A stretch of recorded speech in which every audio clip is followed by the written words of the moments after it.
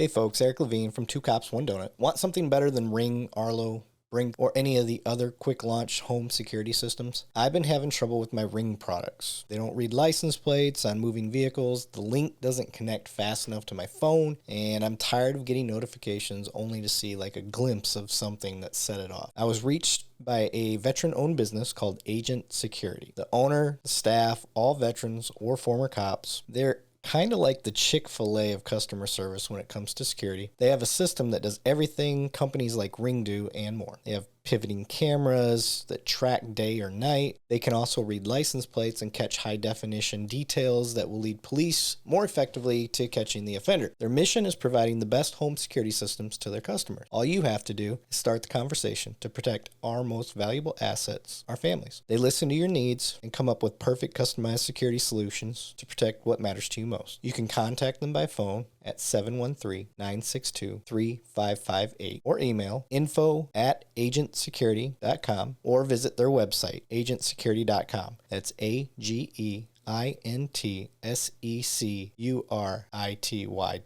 They serve the greater Houston area, North Texas, and more. Be sure to tell them that Eric Levine from Two Cops, One Donut sent you. This episode of the podcast is brought to you by our new sponsor, Impact Tactical. They're a tactical outfitter for first responders and military.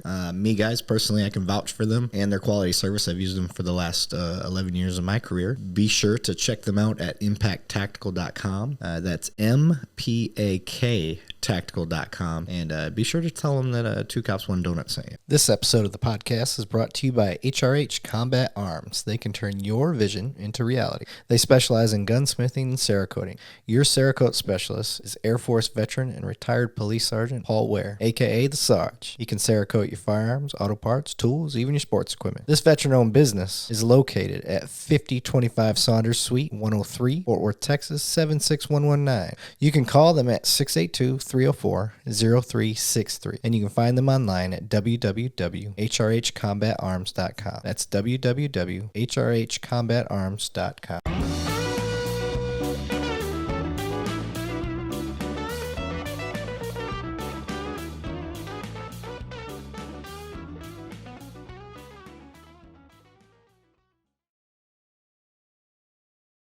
All right, welcome back. Two Cops, One Donut. I'm your host, Eric Levine. Special guest with me today, Mr. Chad Prather. How you doing, buddy? I'm doing good, man. I'm glad you said the name right, too. Oh. A lot of people say Prather. Oh. But it's Prather. Well, you got it right. I've been to so many of your shows now. You know. I got used to hearing All right, I never tell people. I wait to see what they're going to come out with. The correct pronunciation, if you read it, should be Prather because it's two consonants on either side of a vowel. Gotcha. That's Prather. Yeah. Mine, Levine, I get Levine. Lavigna. Yep.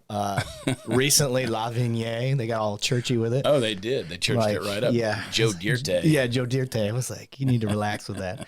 So, dude, this has been a long time coming. We've been trying to get this going. I told you a year ago I would come. I kept hoping you'd forget. No, I won't. No, Yeah. no, because you're too fun of a guest to have, and I've been giving you shit ever since. You're too persistent. I and am. you got whiskey, so it's good. Yeah. Cheers, by the man. way, sir. Absolutely. I've never had this, but I enjoy it. It's pretty good. We are enjoying Smoke Wagon. Smoke Wagon, if you're watching, I don't have a whiskey sponsor yet, so let's get that shit going. Absolutely. Is that a new hat? Is that one of your hats? It's one of ours. Oh, okay. So our deal is when we come up with hats, it's usually the patch, and I get these hats that are on my head, which are like the pro baseball hats. Yeah. I get them sized because my head's so big. Really? Because the snapback hats don't fit on my head. Your head's that big? Yeah, it's big. What do you wear in a cowboy hat? Well, it's 7 5/8, but it's ultimately the shape of my head. Oh, okay. Because it's long and crooked and tall and all that stuff. I mean, there are people with bigger heads, but the shape of my head, if I put on a snapback hat, it looks like a yarmulke with a brim. Dude. Yeah. Okay, so I'm the total opposite. I wear a 6 7/8. See, to me, that's a blessing. I wish I had because having a merchandise company where we sell T-shirts and hats, which cheap plug, go to prathertees.com. Hey, yeah, hit it up there, baby. In this particular hat is our Y'all branded hat. So I wish I could wear hats like most people can. That's funny, dude. I didn't realize your dome was that big. Yes, it's tall and long. And my cowboy hats are your head on his shoulders. Exactly. Easy girls. I've been to your shows. I see how they get. Crazy. Keep getting that way, girls. Well, they're in their 70s, but they are. They are, but they know what they like at that stage in life. Yeah, and experienced too. So you can't go wrong. No, man. Your shows, man. I gotta say, I've been to 2 of them now. Both shows were different, so that was cool. Yeah. I didn't know what to expect. I think it was about a year apart, so I was like, I wonder if he's got new stuff, new material.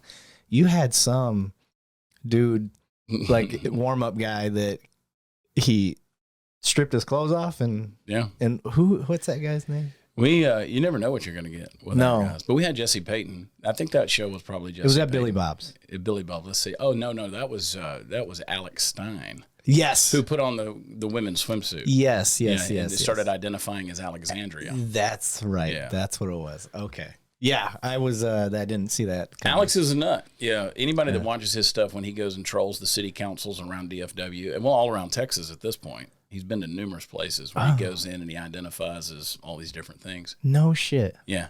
His videos are wildly viral. He made national news just a few weeks ago for trolling AOC on the steps of the Capitol when he called her a big booty Latina as she was walking in. Oh, my God. And she got triggered by it and made a lot of videos, which was very hypocritical of her since she's called for people to protest conservatives out in the street and to call them out. So he gave her a little taste of her own medicine. Okay. Yeah. But that's brilliant. That's a good strategy. Well, they said it was sexual harassment. It wasn't. I thought it was a kind compliment, quite honestly. He said she was a sexy big booty Latina. I thought that's what big booty Latinas wanted, was to be pointing that out. I mean, they get their butt injections and all that stuff. I think that's what you were going for. Oh, Jesus. You know? Yeah. Well, this will be the episode where you get some feedback. Yeah. Well, so the last episode I recorded it. Actually, yeah, it just posted. I had a former cop. He owns his own business, 221B Tactical. I'll give those guys a shout out. He makes what got his name out there, Suresh, is he made a thing that goes underneath your bulletproof vest that creates an air barrier, so you get some airflow in there. Yeah, so you breathe. Yeah, so he made that and it just blew up. Cops everywhere. And he was doing this, him. Yeah, out of his garage, New Jersey cop. Yeah. But meanwhile, he was dealing with some internal bullshit, some racism and stuff out in New Jersey as the only black cop where he was at. Long story short, he ends up trying to he tries to just let it go, no big deal, I'm not going to engage. Well, then that same person thought that he was going to throw him under the bus, so he tried to beat him to the punch type of thing, and it became this huge lawsuit. All in New Jersey. Tried to fire him, tried to get him on omission, all this crazy shit. So he shared that story, and it, in a world where cops are constantly complained about for not calling each other out. Yeah. You know what I mean? When they see something like, you guys don't police the police. He tried to, and then got ousted by it. So it was a good episode, but that got a lot of talk because he dropped the N-bomb on the show, which he can because he's black. Yeah. So, I mean, if rappers can do it, he can do it. Yeah. So apparently that's the standard. I got super uncomfortable, as soon as I didn't know it was coming. So I'm sitting there and I just started cold sweating. I was like, I don't know what to do right now. And I'm pretty honest about how I feel. So I was just like, I feel so uncomfortable right now, Suresh. And he just kept going with his story. I was like, all right, bro. Yeah, well, I mean, it was real for him. So, but yeah, dude, that got a lot of talk. But yeah, you're the king. So you caused me to lose a sponsor. Good. Yeah. You didn't need them. Yeah, I didn't. But I just thought that was funny. I had told this show, I was like, hey, I know you all are right about to take on and be a sponsor for me. I was like, you may want to do it soon. I've got, I was telling them I got Suresh lined up. I've got Chad Prather lined up. They both got huge followings. It's going to be some of my biggest guests I've had. And I got a message back. I just watched some Chad Prather videos, and this isn't going to be a good fit. Yeah. I was like, okay. It's amazing to me because when I hear stuff like that, when I say it's good, you might as well find out up front who that sponsor is going to be and what their values are. Yeah. I mean, look, I'm unapologetic in terms of being a conservative. I know the things that I believe. There you go. You got one of the hats. Yeah. Unapologetic with the AR-15 on it. Beto O'Rourke would be proud of that. But I look at things like this. I'm a small government guy. It's not about political parties with me. I'm not about being bullied around by the ideologues and the people who want to push a narrative and an agenda, whether it's a pronoun or the identity gang or the woke mob or the people who can't take a joke or anything like that. I'm going to push them even further. Well, that offends people, apparently. And so you have a lot of companies out there that don't want to do business. They say, oh, you're an extremist. No, I'm not. I'm just telling you common sense. The problem is we've gotten so soft that normal everyday language that people were used to in like even the 70s and 80s, 90s is now hate speech. I'm on a list right now. Like I just made a list. They did a thing that was specifically targeting online hate. I made the list. I was number 8, top 10 group of influencers. Marjorie Taylor Greene was number 1. I think Lauren Boebert was 2 or 3. And so, it comes on down. I was number 8. And it was, again, we apparently have been targeting LGBTQ community with hate speech on Twitter, and we need to be shut down. When what we've done is we've called out in defense of children against pedophiles and grooming practices. We talked about that. Well, they automatically associated that with we're talking about the LGBTQ, which is a weird jump for me that you drew that conclusion that we're talking against pedophiles and you connected that with the LGBTQ community. So you read this report and it was like, my tweet said, who doesn't like anti-grooming legislation? Groomers. And I don't think that's hate. No. Right? I don't think that's hate. No. But because somebody gets offended by it and automatically applies their offendedness to it, no matter what your intent is, you're guilty by, just the sheer fact that you said anything. That's the world we live in these days. It's frustrating as a police officer that, like, this is as close to sharing an opinion or anything free speech as a police officer, because you get shit canned if you share anything, even if you're not in uniform on social media. And that's unfortunate. It is. It stinks because you can't have real conversations. And I get it. Look, by sheer virtue of the fact that you wear a, quote, uniform, you're supposed to be uniform in your ranks. But at the same time, I think that's a very un-American way of running what we do and calling law enforcement. You should have an opinion. I mean, look, you have to make a snap decision when you're out on the street. You encounter different people. You're going to approach them in different ways. Never a situation is going to be uniform. So, when they throttle back a person's opinion and their convictions and how they view the world, I think it would be pretty fair and reasonably smart if we were going to have police officers on the street that have authority and the sheer act of force that they can enact on the public. I would kind of like to know what their convictions are before I put them out on the street, right? Yeah. So why don't we have that element of freedom to be able to say what needs to be said or what you want to say? Yeah, it's one of those things too where I'm constantly like, I feel like I'm walking on eggshells in the uniform. You are. And that's fine because when I'm in the uniform, one, I don't care. Everybody, it's like the military. I was military. Everybody's green. Mm-hmm. I treat everybody the same. I try to. I'm human. I may screw up from time to time. I may be in a pissy mood, low blood sugar, something, and I don't treat everybody exactly how I want to. Mm-hmm. But it's going to be objective, and it's going to be as fair as I can make it each time. But when I'm out of the uniform and I post a fart joke on the thing and somebody sees it and like, oh, this is the person you want going to court and standing up on a homicide case, and they think these jokes are fun. Like, that's why I follow so many comedians. I named my show after Bert Kreischer and Tom Segura's show, Two Bears, One Cave. Yeah. I thought that was hilarious. So I was like, all right, two cops, one came in here and I still haven't gotten a donut. This is just wildly disappointing. I know. I don't have it. You're not the first person. You're a skinny cop, too. I know. To destroy any stereotype that's out there. I've been a cop 17 years. I don't think I'm going to get fat now. So, but it sucks. It sucks. And this is my way of fighting it. Mm-hmm. And luckily where I work, which goes unnamed, it's the Voldemort of this show. So nerd jokes. I get supported. Matter of fact, my chief said he'd be on the show. Cool. So that's awesome. And that makes me, like you said, that's not the sponsor you want, talking about the person that decided to drop me before I really got started. You're right. And that's the same thing. You've got to have, regardless of, you take my show, the Chad Prather Show, which started out as a podcast. Now it's a television show. You can still listen to it where podcasts are offered. But it's designed as a linear television show. We have 5 commercial breaks. It's technically an hour-long show. So we're on for 50 minutes, 44 minutes, 16 seconds every night. I got you. But it started as a podcast. We have sponsors that I know do not agree with me politically or culturally. And they don't. I know they don't. But they do embrace free speech, right? Okay. And that's the key. So if we're in a day and age where podcasting, that is the revolution. That is the medium of the day.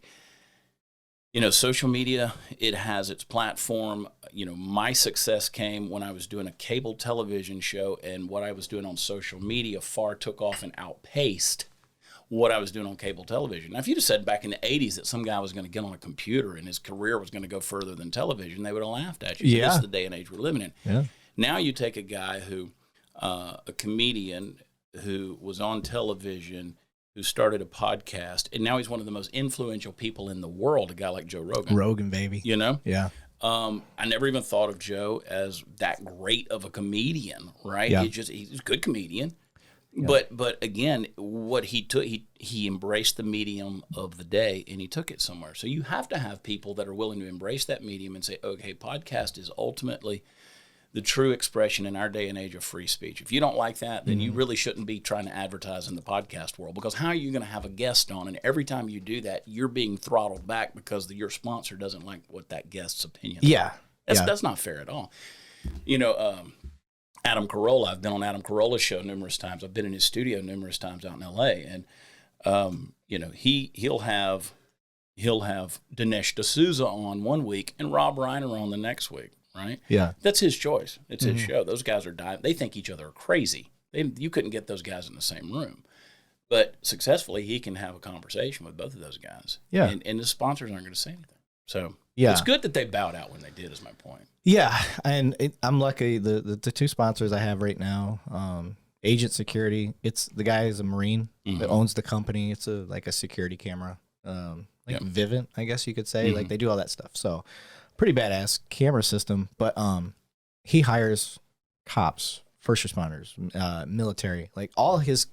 I jokingly I call him Chick-fil-A of security cameras. Gotcha. You know what I mean? Because that's the customer service style that you get. Yeah. And everybody that's a part of that business, I morally and ethically agree with their work ethic and what they do and all that stuff. So I've been trying to, like, I've passed on a couple sponsors because I didn't, one, I don't like your product, and two, I don't really understand where you're at. Like, I don't understand or agree with where they're at. So I've done that. This place, they tricked me enough to where I thought they was legit. Well, and to be fair, a cheap plug here for you, to be fair, getting into the podcasting game is an expensive thing to do if you're going to do it right. I mean, when I first started out, we had a Tascam recorder with 2 microphones that were set up on an ironing board in a hotel room. I mean, that's where we were at. We recorded it and sent it. The producer did a once-over on it, cleaned it up as much as possible, and put it out there. If you want to do it right, it takes sponsorships and people who have some money to put behind it. So, you know, you see those folks come and they're willing to write a check, and it's like, yes, finally we got some sponsorship that's coming in, and then suddenly you're dealing with the politics of the thing, and that's the bitch of it all, right? It's disappointing. It's wildly disappointing. And you know, they ask me every sponsor that comes my way, which I'm fortunate. My show has space for 4 commercials in every hour-long deal. Yeah. We stay sold out. If you want to be a sponsor on my show, it's 9 months out waiting period to get on that deal, which is a fortunate problem to have. But I'm living month to month with the ones I have. But they ask, you know, they our sales team, they reach out and they say, "Are you okay with this company? Do you align with them?" 99% of the time, I'm going to say yes. The only people, I think I was telling somebody the other day, like Takova's Boots, who I think is a great company, I turned them down because I have a boot sponsor with Finolio Boots out of Nacona, Texas. Okay. You know, and they're friends of mine. And I said, nothing to get Takova's. And they were like, man, we thought that was going to be a sure thing. Yeah. And I said, well, no, I can't do it because I have a personal boot sponsor, and that would just be a slap in the face to some of them. So, you know, one of those deals where it just is what it is. But you got to find the right fit. Yeah. Okay. So I'm just saying, people need to sponsor your show. That's what I'm encouraging people to do. Hey, I appreciate that. Yeah. I kind of sponsor you. Yeah, look at that. Patriot Owned Business. Look at that. Look at that guy right there. Tim Lebatsky, you had him on? I did. You let him in the house? I did. Jesus. I made sure my daughters weren't home. So. Are they home now? No, they could be. They on the way home from school. I met your mother-in-law. You did meet my mother-in-law. Hey, she's single. All right. Ready to mingle. So am I. Let's go. Rock and roll. But, okay, Chad, let's get into the meat and potatoes. If y'all don't know, see, I used y'all, and I'm from Michigan, so I'm fully adapted to Texas. If you're gonna move here, folks, just remember why you moved here. Yeah, get indoctrinated, get acclimated. Yeah, it's worth it. I promise. I got my own pair of boots now. I got some Justin boots. I'm wearing my Stetson. You know, nice. Yeah, and I'm representing pretty good for a Flint boy. I dig it. You got away from the bad water. Yeah, I got away from the water. I still have family that's drinking that shit. Yeah, it's horrible, dude. Horrible. So I'll get into that part real Good quick. friend of mine, by the way, won the Republican primary. Tudor Dixon, who's running against Gretchen Whitmer for governor in Michigan. She's a very good friend of mine. No shit. Yeah, so I'm proud of her. She came kind of like I did. She was the person that I just thought she was going to do as well as I did in the Texas governor race. You know, I came in fourth in the primary. I thought she was going to basically do the same thing. And she went off. She got a little money behind her, and she won the damn thing. Dang. So I'm proud of her. Yeah, they're still fucking around down there. You know, they finally fixed all the pipes. Mm-hmm. But again, in true Flint style, they're like, all right, we know, we've kind of fucked you all over and killed your kids and whatnot. But that pipe that leads from the street to your home, that's your problem. That's your problem. Get the fuck out of here. That's true in a lot of places in America, unfortunately. I lived in Georgia. I had a farm, and we had a dirt road that ran out in front of that acreage. The pipe that ran from the ditch to the house was yours. From the street. Yeah, you had to do it yourself. Yeah. So, anyway, point I was getting to, you've got your career, social career. I don't know what to call it, Hollywood career. I mean, not anymore. No more Hollywood. I mean, you never know what's going to happen, but it's too woke at this point. Well, but I had one. Yeah, so I did plenty of that. Yeah. The point I was getting to, you got all this stuff, but you ran for governor of Texas, which takes a lot of fucking balls. Yeah, a lot of ignorance too. So no. But before I want to know like where you're from, how you even got into the career path you got to, and then what led that to the governor path. Yeah, I grew up in Georgia. I was born in New Jersey. I was conceived in Dallas. I mean, how far back we want to go? Oh, hey. I always say I'm a pro-life guy, so I have Texas DNA. I was conceived in Dallas. My father was an engineer. I was born in New Jersey. 4 months of age, they moved back to my mother's hometown of Augusta, Georgia. My mother and brothers, they're still there. Okay. And I grew up way down in the woods, country boy. I joke, do a lot of jokes about that. And 20 years ago, I came out to Texas on a work trip, for like 4-day trip, and I thought, I was in Fort Worth, and I said, I like this. This is a good place. And so I moved to Fort Worth and haven't looked back. Texas to me is the center of the universe. I love it. You and me both, buddy. It's just an incredible place. You always tell people to say, you either get it or you don't get it. It's caught. It's not taught. Once you see it, you can't unsee it. And once you feel it, you can't unfeel it. It's more contagious than COVID, and the difference is you want to give it away. So Texas is a beautiful place. There's a lot of people who were born and raised here. They're multi-generation Texans, and they don't get it. They don't have that spirit of Texas. So once you get it, you got it, man. It's in your blood. It's in your DNA. And so I believe in that. And so I was in the corporate world, sort of. I did a lot of stuff. I traveled around the world a lot. Corporate world, you? Yeah, I was. Really? Yeah, I was. I did a lot of medical work, and I was. That sent me around the world. Explain. I want to know, what did you do medical? I delivered a lot of babies. They just happened to be horse and cow babies. And okay. Yeah, and so I was because of medical training that I had in the large animal veterinary world. I was. They wound up sending me. Didn't send me. I just decided I wanted to go see the world. Yeah. And so I hooked up with teams of doctors, and I would travel to these third world countries, and I wound up doing medicine with humans. In a lot of cases, I would travel with surgeons and OBGYNs and no shit, nurses, pharmacists, all these different folks. And so you didn't have to go through all the red tape that you got here in the States. I was just going to assist, right? I was just going because I wanted to see the world. And so I was out there, and basically you get in some of these villages in the middle of West Africa or wherever you may be, Southeast Asia, and you know more than the witch doctor does in the village. So consequently, I spent a lot of time in and out of these third world countries, and met my first wife in Nigeria, went all the way to West Africa to meet a white girl from Alabama. And we got married. We had 4 kids. Odds? I know. Well, she was a teacher. She was a one-room school teacher for missionaries, doctor and seminary missionaries from America. She taught their kids, and so met her. And when she came back home, we got married. We had 4 kids.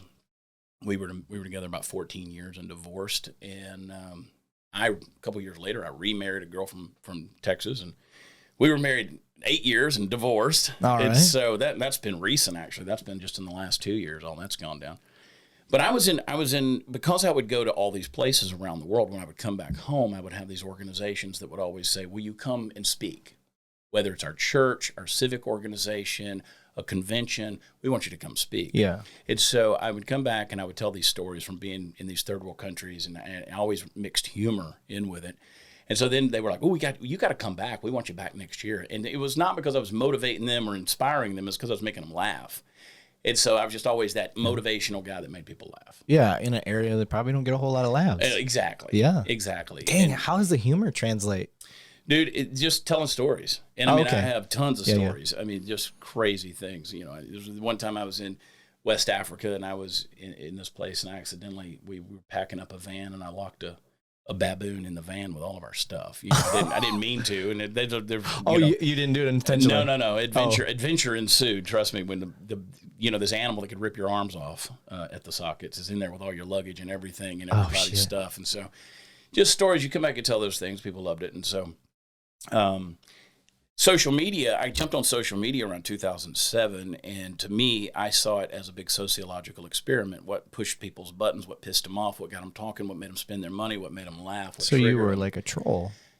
Yeah, but I was open and upfront about it. I would just post things. Yeah. You know, I wasn't going on other people's pages. I would just put stuff out there and just see what made people react. Yeah. And so for me, I saw it as an opportunity to put jokes out there. So I would write these jokes and I'd put them out there. Those were my Facebook posts every day. And people they came to my page because they wanted to read today's joke. And so I was sitting in a bar one day. I was down in Burleson, Texas, and this guy walks up behind me. And he goes, "You're that funny guy, right, that posts all the jokes on Facebook?" And I was like, "Yeah, I'm that guy. If you think it's funny, I'm glad you think it's funny." Yeah. So I kind of got that reputation. And then one day I was sitting in a parking lot. I was at the gym. I was not in the gym. I was at the gym. There's a huge difference. And I called my wife at the time on the phone, and I said, I'm going to quit my job. It was a good job. I said, I'm going to quit my job in the corporate world. I said, I'm going to go make a living just being myself. And she said, "What's the street value on your personality?"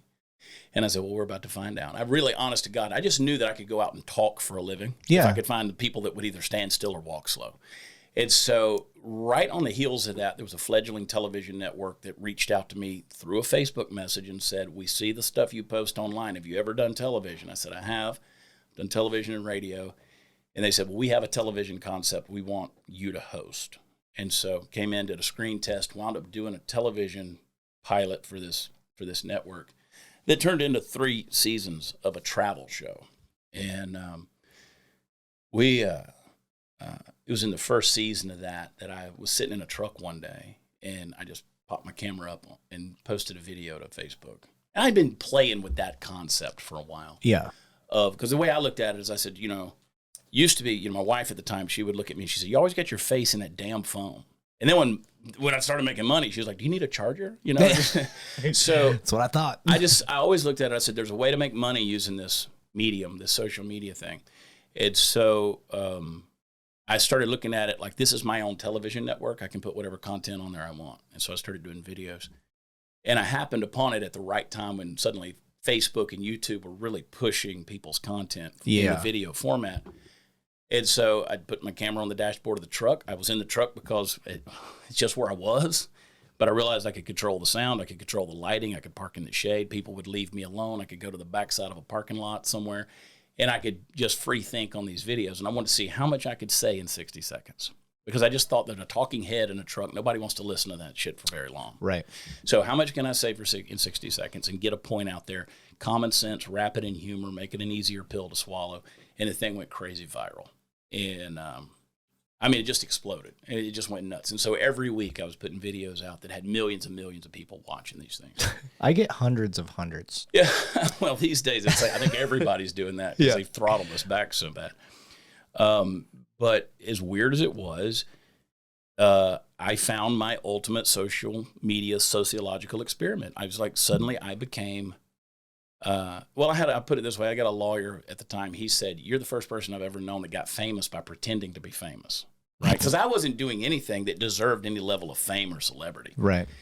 But suddenly, your email starts blowing up. Your phone starts ringing. They want you on Fox News. They want you to come out to Vegas. They want you to make appearances at the National Finals Rodeo. They want you to come, promote their business, sell their RVs. And so I kind of had lightning in a bottle. Did you sell RVs? I helped promote them a little bit. I've always been the guy that, you talk about sponsors. I've always been the guy that people say, we want to pay you to do X, Y, Z for us. And I'm like, well, let me stop you right there. Let me do it for you. See if it moves the needle. And if that works, then you worry about paying me. Because if you pay me first and it doesn't move the needle, then that's going to cause a rift in our friendship, and I don't want to do that. Yeah. I don't want money to fuck that up. So if this RV's a rocking, don't come knocking. I was like, but if you let me borrow that RV to take to Rednecks with Paychecks, that would be fantastic. I'm going to bring it back with a full disclaimer and an asterisk at the bottom of the contract saying there's some shit inside there. That's hilarious. Oh, shit. So I've always been real careful about that. I would probably have made way more money if I had less, if I was unscrupulous. Yes. I could have taken advantage of people, but I didn't want to do that. So that's why people used to say, oh, you've sold out. They'd see I've got a sponsor or something. You've sold out. And it's like, shit, if you really knew. Yeah. I hadn't sold anything. Yeah. And so we got to a point where a good friend of mine, Bill Martin, who's a funny comedian in the Fort Worth area. He's been doing comedy for 20 years.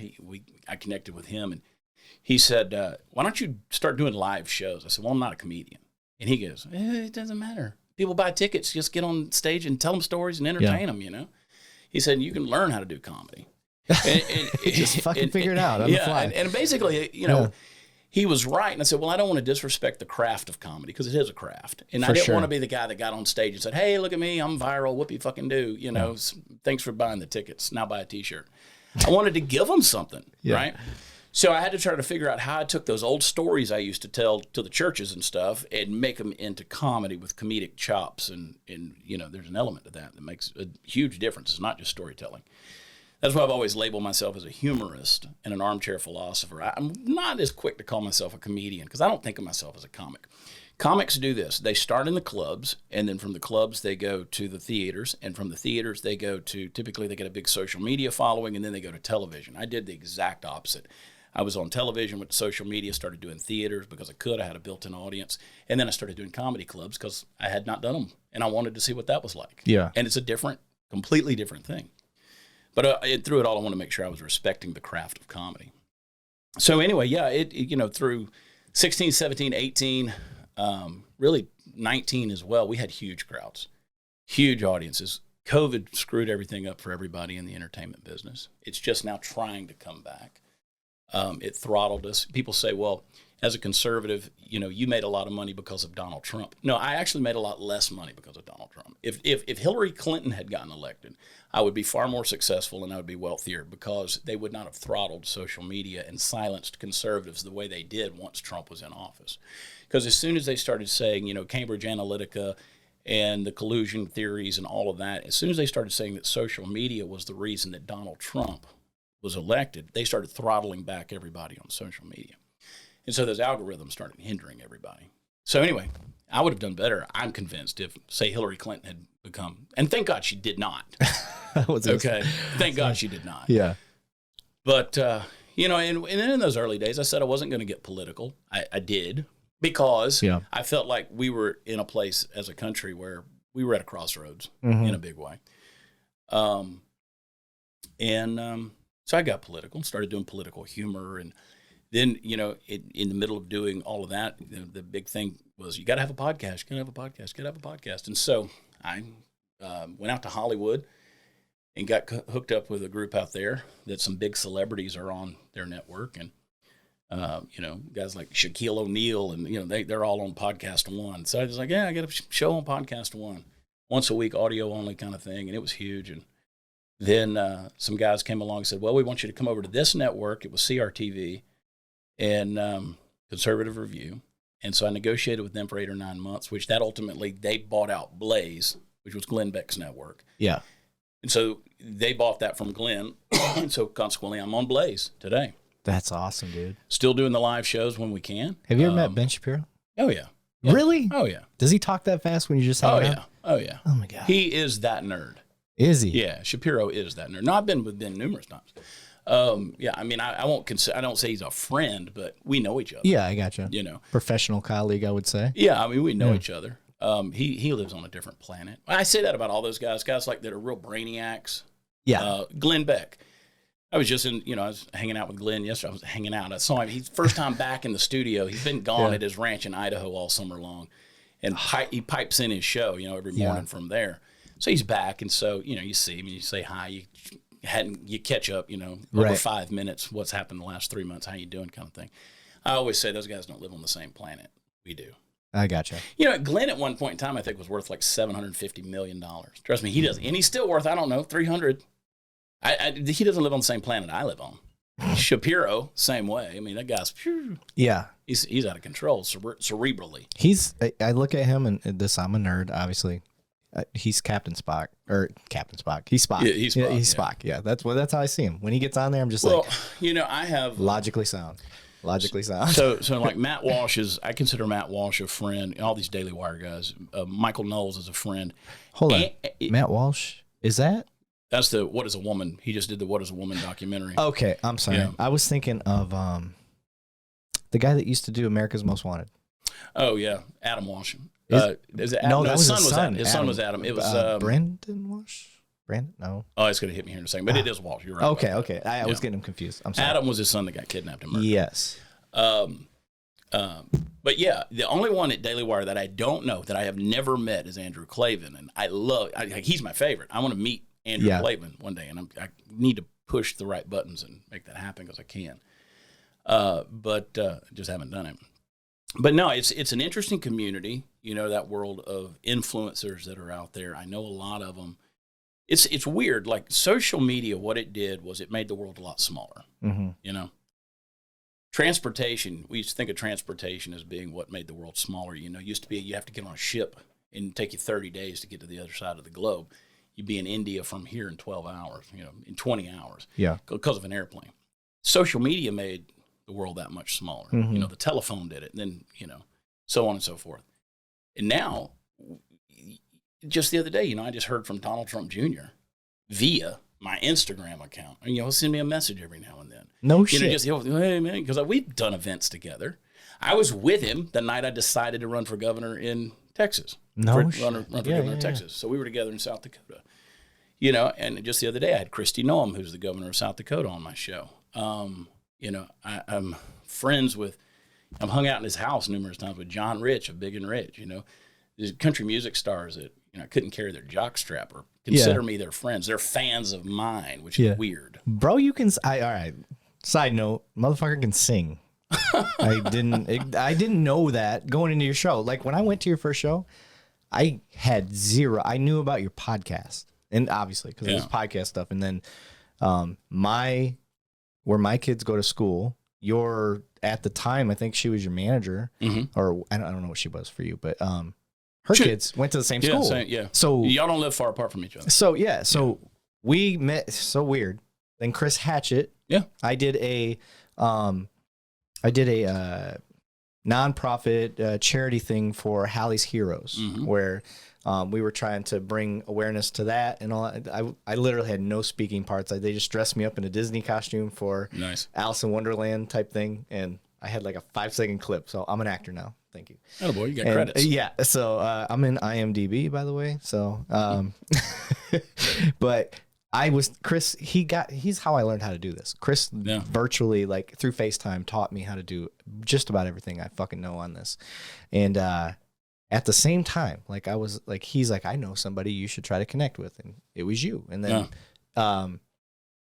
Allison at the same time was friends with my wife and Charla. Yeah. And I was like, okay, cool. And so both people were trying to connect me with you. I was like, all right, kind of fate type thing. I was like, all right, cool. Let's get this going. Let's see what he's got. And Chris was a director. The cable show I was doing back in 14, 15, 16, he was a director one season. Okay. So that was my connection with Chris. With Chris. Yeah. Okay. Yeah. Super talented guy. Dude, he's so nice. He's the guy that would give the shirt off his back to help you out. Good dude. That's why I like Chris. And I just try to surround myself with people like Chris. Good dude. But anyway, so I got connected. That's how you and I got connected. And so when I went to your show, I didn't know what to fucking expect. I didn't know that you were a comedian and did a comedy show and all that stuff. And I get there, I'm like, this is like blue comedy comedy show on steroids. Like, it was fucking hilarious. And then you guys bring out a band, and I'm like, does he sing? I was like, now I got a reason to hate him. This guy He's funny. The old adage is, and we're the only ones in the people in this industry realize this.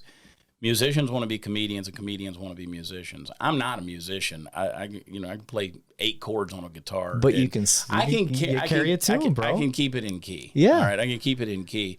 But back during the shutdowns and the COVID stuff was nobody could travel. He's sitting across the room here, Steve Helms of the Steve Helms Band. Steve's got 6 studio albums. He's been doing music for a long time in Texas. He's well known, and we've been buddies and golf buddies and all these different things for a long time. And so I said, y'all come over to the house. And when I say y'all, it was him and Ben McPherson, who plays a fiddle with us. Who's my favorite guy in your band, by the way. He's a quiet guy. I think he was born with a fiddle in his hands, and he's a young guy. He kills it. And dude, he's one of the best. He's just one of the best out there, period. So my daughter plays viola. Okay. And this is orchestra. This ain't fiddle or anything like that. But I told her about the show, and it's like explaining to her, I was like, it'd be kind of cool if you could get into violin and fiddling and stuff like that. And she's so dead set on that fucking viola. I can't convince her of anything else. Well, let her be good at that. I mean, there's not enough great viola players apparently. Yeah, there needs to be more. I don't know where that girl gets it. This is my daughter bragging moment. Scored a perfect score on the STAR test. Nice. She plays piano and viola. Yeah, she's 13. Awesome. She's to the point where she can, if she hears it, she can play it. That's great. So I'll be sitting there watching a movie, usually Star Wars or something like that, nerdy, and all of a sudden, whatever song is playing, whether it's the Emperor's March with Vader coming out, right? She'll jump on that damn viola and just start knocking it out. I respect that. It's hilarious. My mother, same way on the piano. I grew up with that, and that skipped me. I don't have that kind of thing. But I reached out to Steve and Ben, and I said, y'all come over to the house. I was going through the divorce at the time, so I was living single. I was living in a townhouse. Had these 20-foot ceilings. It was great acoustics in there. So we just started putting videos on social media, calling them songs from the sofa. And we just kind of started feeling each other out, even though we've known each other for years and years. But you never played together? No, Ben and Steve had forever. Oh, okay. But I said, maybe we could do something that have a viral quality to it. And because I wanted to add it to the shows. Let me add to that, at the time, I was also running for office. And so I was not in the mood to do stand-up comedy. Right, you just going through all that shit. You don't feel like being funny, and also doing stand-up comedy is I equate it to playing golf. If you're not playing consistently, it's not going to be a good game. Same thing with the timing of comedy. If you're not doing it regularly, you just lose your touch. Yeah, it's so. I just wasn't in the mood for doing it, so I said, let me get a show together where we can go out. I can do a little bit of comedy, and then we can do music. And honest to God, I enjoy the comedy. So the music so damn much because I like being surrounded by guys that are just so doggone good. Yeah. Just the respect for the whole thing of what they do. Give me a piece of ice. Break it apart. I don't want to use my hands on your ice. I don't care, dude. The liquor's going to kill it, whatever germs are in there. So, but no, we started doing that. People love it, and they're big fans. And so we just, we've been traveling around doing these shows, having a good time, and we mix comedy with music. And I've had people over the years that call me a modern day Will Rogers. Even Will Rogers' own family has called me that, which is I can't carry Will Rogers jockstrap, but I don't know that Will Rogers wore a jockstrap ever, but I couldn't. I could picture it. Yeah. So I've always wanted to do those kind of follies type shows where you don't know what you're going to get. Is it going to be music? Is it going to be comedy? You're going to bring more people on stage than just the guy. Because look, I could go out. Any one of these guys could go out and make a living just doing their thing, and they have. Mm-hmm. But, man, it sure is a whole lot of damn fun when you can go do it with your buddies. Mm-hmm. So that's what we do. We go have fun on a stage, and hopefully the people sitting in the audience have fun with us. Yeah. And the fun thing about it is you've been to a couple of shows, and, doing a hometown show for me is not ever great because they're your people, right? They know you. Yeah. They already don't think you're funny. It's like Jesus said, a prophet has no honor in his hometown. Yeah. You can't, he didn't do any miracles in Nazareth because they knew him. Right. Uncle Teddy, he's like, it's just Jesus. Yeah. And so when you're in town, it's just Chad. Yeah. So I never feel like I do a good show locally, but we do them. And, it's fun. It's like a reunion. But when we get out on the road, man, it's a whole other game. Yeah. It's a whole other game. I bet. So, because you're out there, they don't know you. What's fun is your band, I don't know what to call Ragamuffins. it. Yes, the Ragamuffins. Yeah. And this is no knock on you. They make it funnier. Mm-hmm. 100%. That's just my personal opinion. No, and I appreciate you saying that, when I that's watch what I it. want. Like they just the time, like you said, it's timing, and we know what to expect from you. Yeah. Like I said, I've been to a couple shows. I like your stand up side. I know what to expect, but when you guys get up there and sing musically, they're better. Oh yeah, you sing, which is awesome. They all sing. If you're not familiar with the show, they all sing. They're very good. Like Steve's glare from the corner there. Yeah. They all sing. I'll tear this room apart. Right, fuck your little man cave, your bitch ass podcast. All 10 of your viewers will fuck off. But when they're up there, it's like, I don't know, it's that self-deprecating moment. Oh, it is. You know what I mean? We go at each other. We had a time. We were in San Angelo Saturday night, and Ben, who is so quiet, you never know if he's going to say anything. Yeah. And I just love it when every now and then I can get him to break and smile and laugh. Yeah. We were able to do that Saturday night.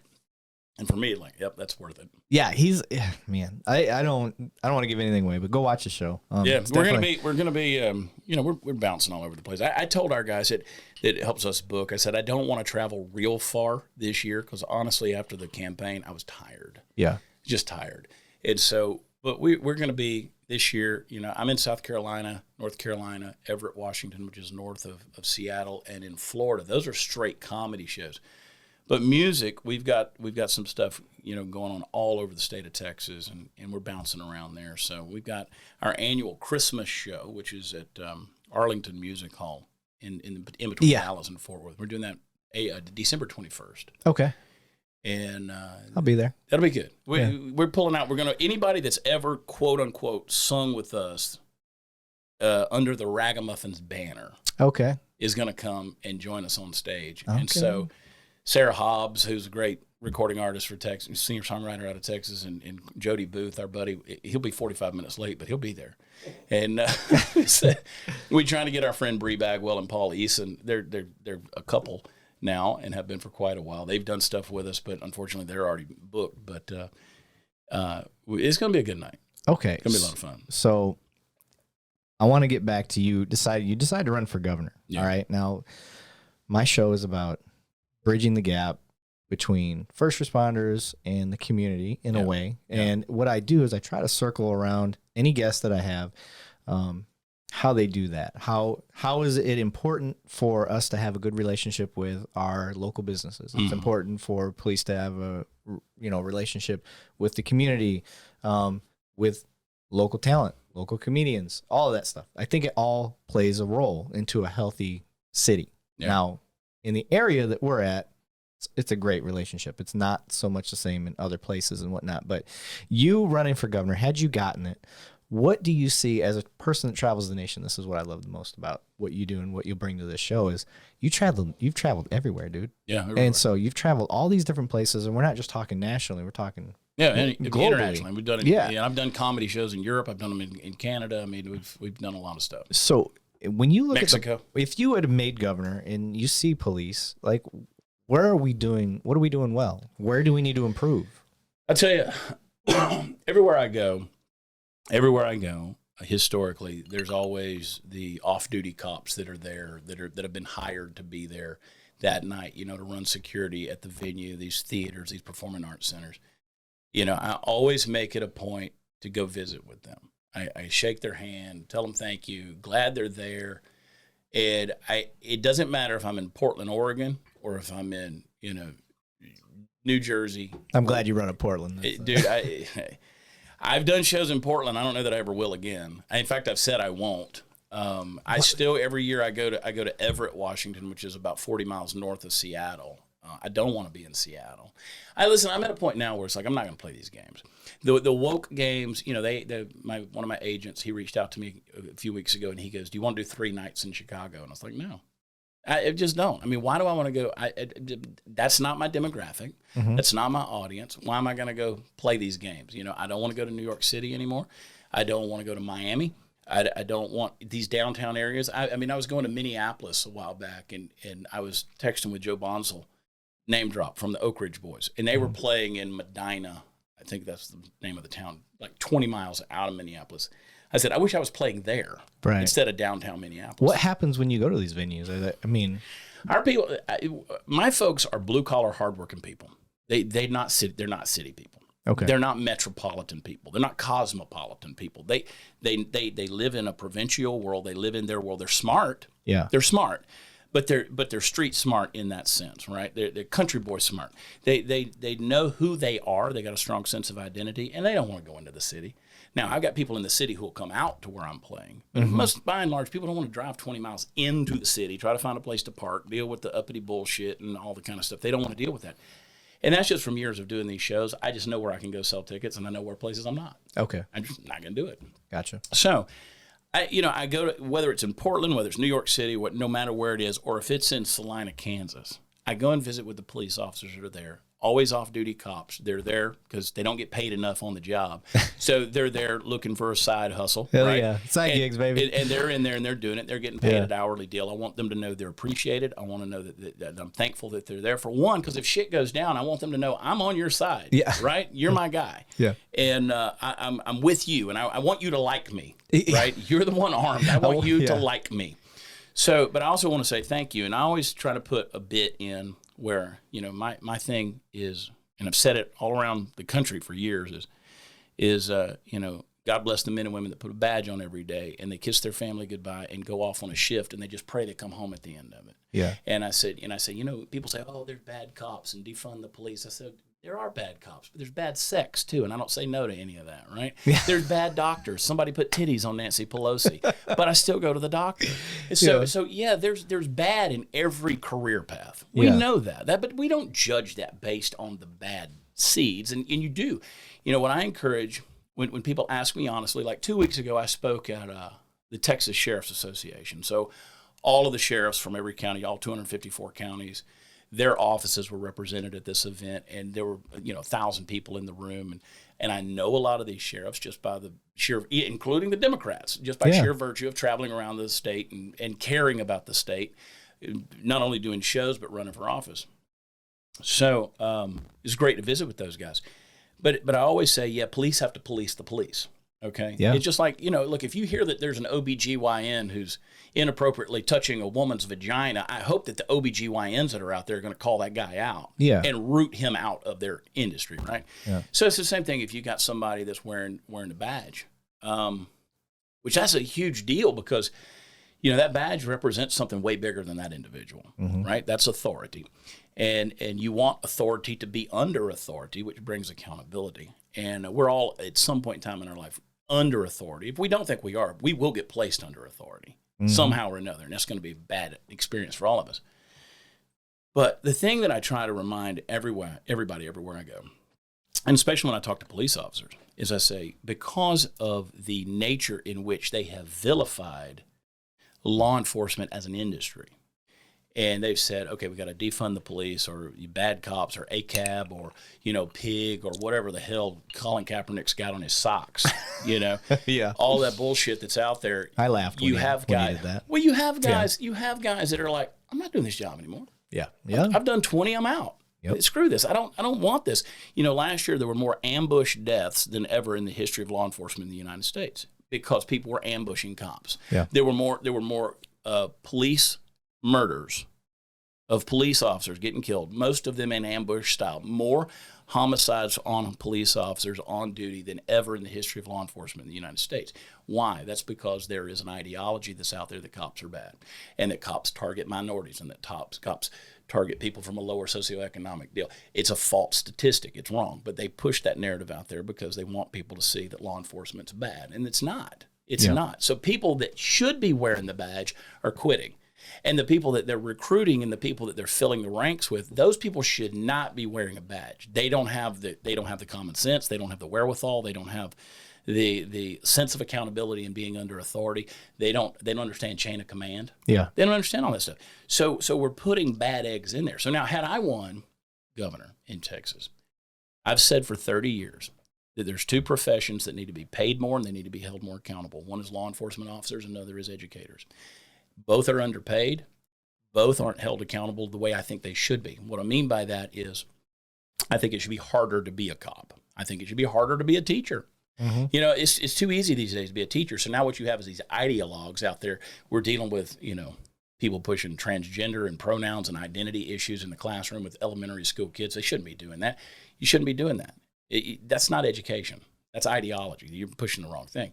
So same with law enforcement.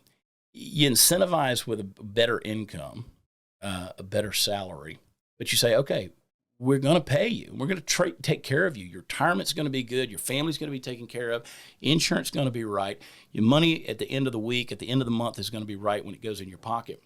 But we're going to make sure you get the right training. We're going to make sure that you get the right support, that you should be wearing that uniform, because with that uniform and ultimately with that badge, it's going to come a lot of responsibility. And we're going to hold you accountable. So that's why I say it should be harder to have that job. And right now, because of the ideologies being pushed, they're willing to take a warm body. Anybody. Yeah. Any and that's fucking not right. body they can get. That's not right. So now what you're going to do is have a self-fulfilling prophecy. Yeah. So all of this bad shit you said about good cops being bad, now you're going to have a whole bunch of bad people trying to be cops, and you're not going to have good cops. Right. So it's generationally, it's going to be gone, and that's what you're going to do. The average common citizen is going to turn around and say, well, yeah, we don't want any police because they're not good. And that's a problem. So the thing that I try to remind people, whether it's on my show, the Chad Prather show, the podcast, or the TV show, whatever, is I hate that we labeled firefighters, police officers, LEOs, EMS, EMTs. I hate that we label those folks that run to crisis when we're running away from it as first responders. Ultimately, the citizen is the first responder. So, correct. So if I'm a citizen, somebody breaks into my house, I'm the first response. Yeah. Right? So Second Amendment, y'all. Exactly. So I'm the first responder. Yeah. I'm the first responder because now I have to call 911. I've got to explain my problem. I've got to wait on the officer to come and deal with it. Now, in many cases, if somebody comes into my house, he's going to be picking up a body. Yeah. Either mine or theirs, one way or another. Somebody's not walking out of that deal. So I was the first responder. So I think that what we've got to do is we've got to change the vernacular and change how we're looking at law enforcement officers, what their responsibilities are, and ultimately that happens by changing the culture. You change the way we communicate these concepts by changing the culture. So we've got a long way to go, and unfortunately we're headed in the wrong direction. Mm-hmm. It's kind of like that pushing that. We're going to spend eternity pushing that rock up the hill like Sisyphus, right? Yeah. So it just never quite getting anywhere, and that's what they've created for law enforcement. We got to change that. So I said numerous times on the campaign trail, if you want to defund the police, then we're going to defund your city. All right, you're not going to get state funding if that's your ideology. So the city of Dallas wants to do that. Well, guess what, Dallas, you're not getting state funds. You're not going to do that. We're going to make sure that these judges and these city officials, that's their ideology, they get replaced. They're going to get out of there. We're going to make sure that they're not, right now in the city of Austin, Texas, I mean, you got to be in the process of being raped or murdered before the law enforcement officers are going to respond to your emergency. And even then, they may not because of the Defund the Police initiative. Yeah. Right? So, when you live in a world where they want to replace cops with social workers, it's not going to work. It's just simply not going to work. We saw the riots of 19 and 20 and 21. We saw the summer riots of 20. We saw the stuff just after George Floyd. We saw the Chaz and the Chop, community of Seattle. We saw them, when they burned the federal building in Portland. We saw what happened in Chicago. Hell, we saw right here in Dallas what was going on with the riots that were happening here. And, law enforcement, they're going to look at it and say, why do we want to save that? Like, why do we want to shut that down? Just go ahead and burn your shit to the ground, right? Yeah. But they do it, they do it because it's their job to do it. I want them to have a sense of pride in doing it. Like, not only do it's not just an obligation, but I took an oath, and that oath really has some meaning behind the words. And I feel a conviction to do it because I think it's a calling. I really and truly do believe that. I believe it's a calling. I think that it's something, it's, God, something higher than you, put it on your heart to do it. If it's just a job, we got a problem. Yeah. And again, that's why I do all this. I don't know another way to help. Well, this is it. And again, it's still fresh on our minds, but you look at the video from Uvalde. right? Oh, And you got God. cops who are standing around in the hallway for whatever reason they were doing. Yeah. I've heard everything from they're cowards to, they didn't have permission to go in, or the chain of command was screwed up. I mean, the whole thing was a fuck up, if you ask me. I mean, the whole deal, you look at it and you're just like, God. And people say, well, what about that, back the blue? And I said, well, I do back the blue, but at no time did I ever say that I can't call out something when I see it's wrong. Yeah. I just like Donald Trump. I voted for Donald Trump. I'm going to support a guy like Donald Trump because I think he's one of us in terms of just not being a politician. He's just a guy who's going to come out there and be like a bull in the china shop. But when he fucks up, I'm going to say he fucked up. Yeah. That takes nothing away from my narrative. Yeah. And what I'm trying to push is my convictions. And I'd say the same thing about, police officers. Yeah. I was just in Uvalde the other day. We were just in Uvalde. There were police officers who were at our show. We still went over there. We shook their hands. We said hello to them. Thank you for being here. I'm not going to say, I'm against Uvalde area police officers because of what happened in the school shooting. Yeah, and that's a hard part for me. As soon as that happened, I had from the city that I work in, school resource officer on. I was like, it's important that we get messages out there and let them understand, like, here's one school resource officer. This is what he does. This is how he approaches the job and all that stuff. And his episode for me killed. Like, it was one of the best. That's probably a poor choice of words, but he did really well. So I had him on, and I thought that was important to try to put people's minds at ease. Like, what you saw, you need to understand. One, if you've never had gunfire come at you, 100%. You really can't say shit. Can't say and I've been fired at with handguns. Mm-hmm. I know what it's like to be around a rifle. I've never been fired at by a rifle in a close quarter area. And what I saw in the video is people move in to try to do what they could, and then they got fired upon, and they retreated. They backed off. Yeah. And then when it's a small city, now where I'm at, there's shootings every day. There's rapes, there's murders, I'm in a major city. That's just what happens. Now you're talking about a city that the worst thing that happens on a day-to-day basis is, Maud left her fucking garbage can in Bill's yard, and that's what they're calling about. Yeah. And it's not a big city. It's no slam on Uvalde, but training is one thing, real world is another. Yeah. So when I saw what I saw, I'm like, that's battlefield fog right there. Right. You had a bunch of chiefs and a bunch of only a couple of Indians. No, I'm not trying to be on PC, but that's what you had, and that's what I see. I see a bunch of guys that want to help, that want to go in and do the right thing and do what they can, and that's not something that they've been indoctrinated. And I can see that. And again, Brandon Tatum is a good friend of mine, Officer Tatum, on social media. Brandon Tatum is, former police officer, played football at Arizona State University. He's a good friend, and, he made assessments. He came back and corrected his assessments. There were a lot of things.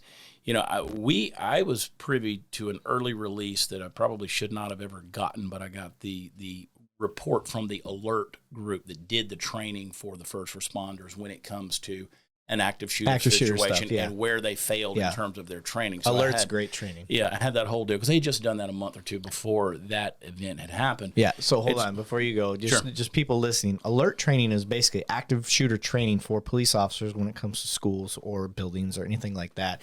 And the way that breaks down, I'm an alert certified person, is we go in, we have what looks like real guns, they shoot paint rounds that look like bullets, and we have actors, we have all this stuff. So when you go into a school, if that's where your training's at, you have no idea what the school layout is, nothing like that. You go in and it's just it's raw. It is real. You have actors and everybody's rushing out. You hear gunfire, real gunfire, all that stuff, and you're trained how to deal with that. So that's what alert training is. Alert training is amazing. If your schools aren't doing it, if your police department's not doing it, fucking jump on that shit. Yeah, they need to do it. And I will, as an addendum to that, so my friend Chad Myers, this guy at JM4 Tactical out in Abilene, they make incredible holsters and just do a lot of tons of training. But they can make one for that?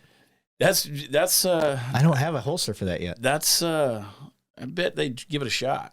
I need a holster. They do it. They do the custom Kydex as well as the leather, so I bet they could make That's my grandfather's gun that I turned into something that I'll send him a text message. I would love to send him a picture of that and see if they can make something on that. Okay, let me know. But yeah, Chad Myers, JM4 Tactical out in Abilene, they're a great group, and they been good friends of mine for a while now. He has an active shooter scenario video deal where you hold a Glock 19. Like you have a Glock 19, it's laser equipped, and the whole thing is but you're looking at a video. You're sitting in front of a video, and the scenario plays out, whether it's a school shooting, it's a mall, whatever. Now the difference is with that, something's about to happen. Right. That's the difference. Yeah. Now, at what point in time do you pull your gun and pull the trigger or whatever? But you're expecting it. If you're at the mall food court, you're not. Right. And you're right, because I've got friends in the special ops community, good friends that were SEALs, that were Delta, that were Green Berets, all these guys. They have seen some stuff. And we've all had those conversations. I mean, those guys, they've been shot at a lot. And they all say, look, it's different. It's just different. You don't get used to it, but you get used to it. Like we know that it's there. Yeah. These guys had never experienced anything like that. Yeah. The thing in training, you're safe. Yeah. Always. Yeah. It's a safe environment. Yeah. But I think the thing that irked people about the Uvalde deal was 77 minutes. Yeah. I mean, 77 minutes. There were no more screams, right? It was done. There were people who were there were officers who were looking in through the window to see what was going on. The fact that this guy had a rifle, fired off shots at the funeral home, still was able to run into the building while law enforcement officers, snipers were sitting there looking at it, and they were waiting on a chain of command to say, take the shot. Yeah. That's the kind of thing that was frustrating everybody. And then you see those images, again, you see the guy go over to the antiseptic, to the sterilization stuff, and he's wiping the hand sanitizer on, and people are like, what the fuck is he doing? Well, Brandon Tatum says, this guy doesn't know. He may be setting up triage. Right. Yeah. So you've got to look at it from both sides of it. It could be a nervous fucking tick. It could be. Who the fuck just knows? Be something you don't know, right? Yeah. So you're looking at this thing and you're like, the guy doesn't have any nitrile gloves. So he doesn't know if he's about to operate on a child or something like that. So he's doing this. I get it. There's two sides to every single story. And my God, I'm in the business of stirring up shit. That's what I do. That's what I do. Right? I get people talking about these things. And a lot of times people get pissed off at me because they're like, oh God, you still don't know my opinion. My job was to stir up conversation. Yeah. Right? That's ultimately I didn't tell you what I thought. I told you this thing. Yeah. Look at this. Yeah. I'm just telling you, I know. Talk about this. Like, here it is. Talk about this. So, I was talking to Brandon Tatum, and I hear his perspective. I've heard other guys, my buddy Anthony Russo, who's got a podcast, Blunt Force Discussion, and he's like, I was wrong. I just heard about him. Oh, you should have him on the show. You should go on his show too, actually. I'll connect you guys. Okay. Yeah, Anthony Russo, sharp guy, but he's got Blunt Force Discussion, and he's a good dude. And he's fair-minded, which I appreciate. I think he just had Jara Hutchins on. He did, yeah. Yeah, that's how I had Jara on the show. Yeah. Jara's awesome. She's a fucking badass. Jara will tell you how awesome she is. Yeah, yeah, she will. 100%. She deserves all the credit. We've known Jara a lot of years. She's a good friend. Good friend.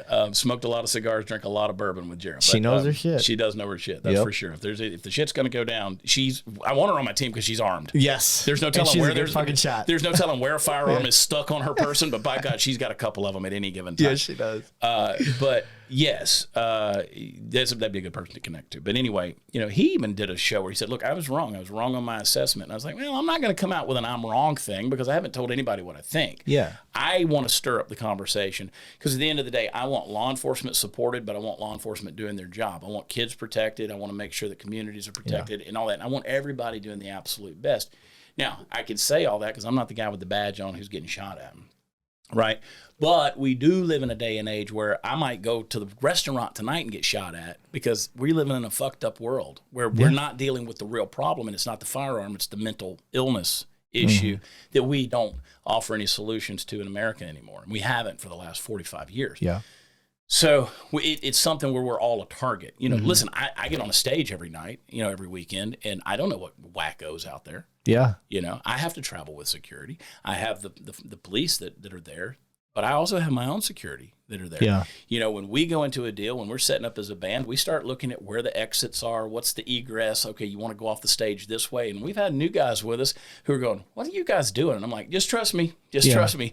We get a different audience sometimes. Yeah. And I never know. Especially with those cities that you're talking about. Yeah. That would definitely be. I'm actually proud of you that you consider those tactical considerations. Well, we do that. We look at all those things because you only get one chance at something like that. Yeah. We were in Fort Smith, Arkansas a couple of weeks ago. We had a guy who traveled with us for the first time, and And he kind of looked at me cross-eyed, but he got it. He understood. I said, there's an exit behind that curtain right there. That's where you'll go. Yeah. Make sure that you go that way. And, you know, it's not like we're sitting there with a sidearm on while we got a guitar.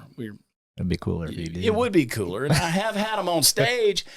They have been in bags on stage. I'll just say that. You never know. Right. They're this close. Is just a suggestion. I'm not a comedian. I'm not a Hollywood personality by any means, but it would be very fucking awesome if you show up to Billy Bob's and you get your guitar case out and you're like, oh, that's my AR.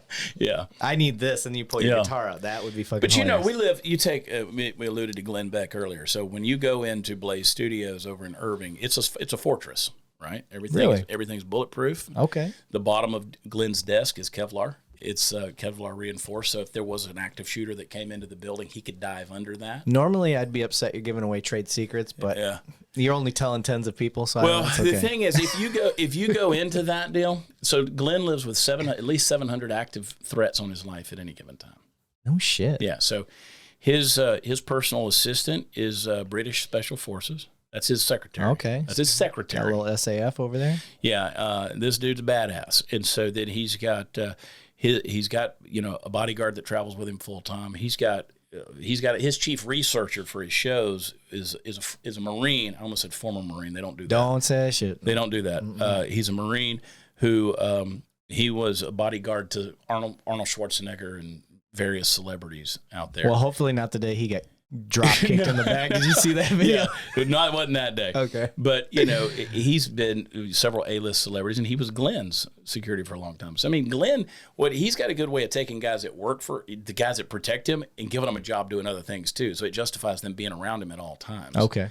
You know, Glenn's like, do you have Kevlar sheets on your windows? I was like, I didn't know there was. I didn't know there's a sheets for Kevlar. No. I didn't know I could, bulletproof my home in such a way. So but yeah, he's anyway. So we're in a fortress when we go in there. I had a guy a couple of weeks ago. You saw that bumper on the front of my truck. Yeah. I got this big ass road armor bumper on the front of my truck. You want to talk about a small wiener truck? It is. I have the tiniest dick on the planet. Let me tell you something, but I will ram you with that bumper and you'll know you got hit by something. Yes, you will. Now, this Road Armor's been a sponsor for years. They love to surprise me with the most audacious shit. And it's attention getting. There's no question about it. They came back with this thing. It's a zombie apocalypse. And I go, what is this? And they said, well, it's in the new Fast and Furious movie. I was like, I haven't seen any of those movies. I don't know. But I had a guy who was in the parking lot at the Blaze one time, and this was 2 years ago, this guy comes speeding up behind me, just slams on the brakes, windows down, and I was like immediately reaching, right? And he goes, dude, I got to ask you about that bumper, man. Where'd you get that bumper? And I was like, bro, this is the wrong place to do that. Yeah. This is the wrong parking lot. You almost got dealt with. I was like, this is a whole wrong place to be doing that. This is Texas, too. So, you realize that, right? So anyway, you live with your head on a swivel. But I want to know that, law enforcement, when they're doing their job, I want to know that they're doing it, that they're, again, go back to the right kind of training. We've got so many veterans that are retired, who have that training, who feel like they don't have a sense of purpose anymore. There's no reason why we can't be using those guys as resources in our schools and making sure that those are fortified places. I've told people they don't have to go in kitted up looking like a fucking operator. Right. They can dress down. They can be concealed carry, and they can be a great positive influence on the kids while they're there. Because let's face it, the majority of them are never going to be needed anyway. Yeah, and there's school districts around the country now who are putting gun safes in every school with long guns in there, so that law enforcement can go straight to that safe and pull those. ARs out. Florida's got officers armed up. I think even Texas has officers armed up. Well, I'm sorry. I said officers. I meant teachers. Well, yeah, and they should. I really, truly think they should. Give them that option. Give them the option. Give them that option. Yes. And, shouldn't force them to do it. I don't think so, but you shouldn't give them the option to do that. Match force for force. And if somebody comes in with an AR-15, I would like to know that I have that option to shoot back rather than with a staple gun or a crayon, or a pencil sharpener. Whatever school supplies are on hand. So that's how I think we got to support law enforcement. And again, I lump in the veteran community with that as well. Let's give them a sense of purpose. Let's reimburse them properly. Let's compensate them accordingly. Yeah. And make sure that they're getting what they deserve. I hate that law enforcement has to go out there and find the side gigs and the side hustles and the off-duty gigs and things like that. Don't hate it, because I love doing it. Listen, but they should have the choice to do it. Again, let's go back to the choice. They have to choose, but the necessity of doing it, a whole other deal. That I don't. I think, listen, I'm a capitalist. I'm a free market guy. I want you to make all the money you can make and do it as entrepreneurial as possible and go out there and get it if it's available to you. But you shouldn't have to do it. You shouldn't necessitate it. Yeah, I agree. And one of the things that I'm really looking into right now is just how can we start pushing with our government. I want them all to do a ride-in. Have you ever rode around with an officer? Yeah. For a night? Yeah. Yeah. It's eye-opening. Numerous times, actually. And that's like anytime. Now, a person like you face trolls constantly. Mm-hmm. I can count on one hand how many I've had. But I had eight threats of violence through social media last Monday for a period of 18 hours. I had 8. See, yeah. After the Donald Trump Mar-a-Lago raid, I had 8 threats. I've been told it comes in waves. I've been told to eat shit and die, but nothing. That's about as bad as it's got. Yeah. Because I'll do live occasionally, and what I like to do is I'll take an officer's body cam. I'll go to like raw body cam videos on YouTube, and I'll do a live. I'll sit there, I'll sip some whiskey, and I pretend like I'm the officer handling the call, and then I just kind of it's a way to educate the public on how an officer thinks as a call's happening, rather than here's what happened and this is what that cop should have done and this is what the bad guy did. I don't like that. I want you to know what I'm thinking while it's happening, because I think that gives you a better perspective. So I'll do that. While I was doing that, I had my first couple trolls, and they said you're starting to succeed when you have trolls. Yeah, so that's true. I get these trolls on there. One was a Black Panther party, and I'm the type like this is the point of the show. Anybody says that, I can't think. I can't help but think of Forrest Gump. So, Didn't mean to mess up your Black Panther party. So you can get Steve drunk. Steve's fucked up over there. It's like, bro, it's good shit. So what was I getting to? Black Panther party. Black Panther, trolls. Yeah. So I get these guys, and my natural reaction is just like when anybody that wants to try to talk shit about how police handle their job or how a comedian handles their job, go do their job. Or go see how they do it. You can't talk shit about a position unless you've actually gone and at least tried to see it. I would never talk shit about a McDonald's employee who fucked up my order because I never worked at McDonald's. I would never do that. And so it's the same thing for police work. So what I would love to see, and I'm so glad that you said, and I didn't know this ahead of time, folks. He's already done it. So just the fact that you've done that, you're so far ahead of any other politician that has ever ran, because they haven't done that. Yeah. And that's what I want people to do. That's my go-to. Go do a fucking ride-in, ride-out, whatever you want to call it, with an officer. And then have kind of an educated assessment. Yeah, we've done that. We've done the ride-alongs. I've done multiple nights like that. I've done the live fire training with security groups. I've done several things, with law enforcement as well. And the most fun ride-along that I've done, and I've done this twice, is LAPD got on their helicopter. They won't let you do it anymore. And you go up into the Hollywood Hills, and those girls are on those rooftop swimming pools flashing everybody. They won't do it anymore, but they love to show their titties to cops. Nothing like a man in uniform. That is not a Texas thing, I can tell you that. And I've rode around with our Air One. That's not a thing. Good for you, buddy. Yeah, I mean, that's good. You got it. Yeah, I've done that twice. Heroes are everywhere. And you're one of them. Yeah, I tell you. No, I've done it. I've got the utmost respect for law enforcement, and again, our veteran community. Anybody that, again, I use that term that I don't like, but I use it. First responders. I always qualify it, says the people that run to crisis when we tend to run away from it. Yeah. Yeah. I mean, shit. I was leaving San Angelo the other day, and these people stopped me outside of the Allsup's gas station. They want to take a selfie with me in the parking lot, and I look over, and in front of the diesel pump, this guy's truck's on fire. I'll show you the video when we're done.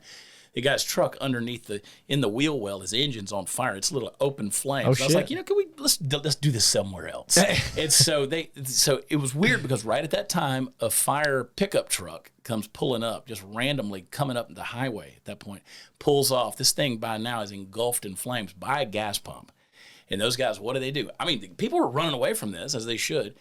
These guys go running up to Police officers? No, a fire. Oh, it was okay, a fire I was gonna truck. say, It was a fire pickup truck. I would have been running with you. No, it was a fire pickup truck. I gotcha. And these guys go running up and they throw the thing in neutral and they push it back away. At least got it away from the gas pump. By the time I got out of the parking lot, they had it under control. No shit. So I'm like, it was a perfect example. These guys run to it when we run away from it. Yeah, I would have ran too. Yeah, I did get chastised one time by firefighters. So I'm coming off the freeway, and I just happened to get behind a stranded motorist. He'd pulled off to the side after the exit ramp, and I see smoke coming out. And I'm like, what the fuck's going on? So I come up there, and he's like, I don't know what's the deal. And I'm like, all right, well, hold on. Let me go to I'm going to call for fire and get them out here, and they'll check your car because it's smoking, dude. He's like, well, I think it's just this. And he goes to pop the hood. Now, I'm not a fire expert.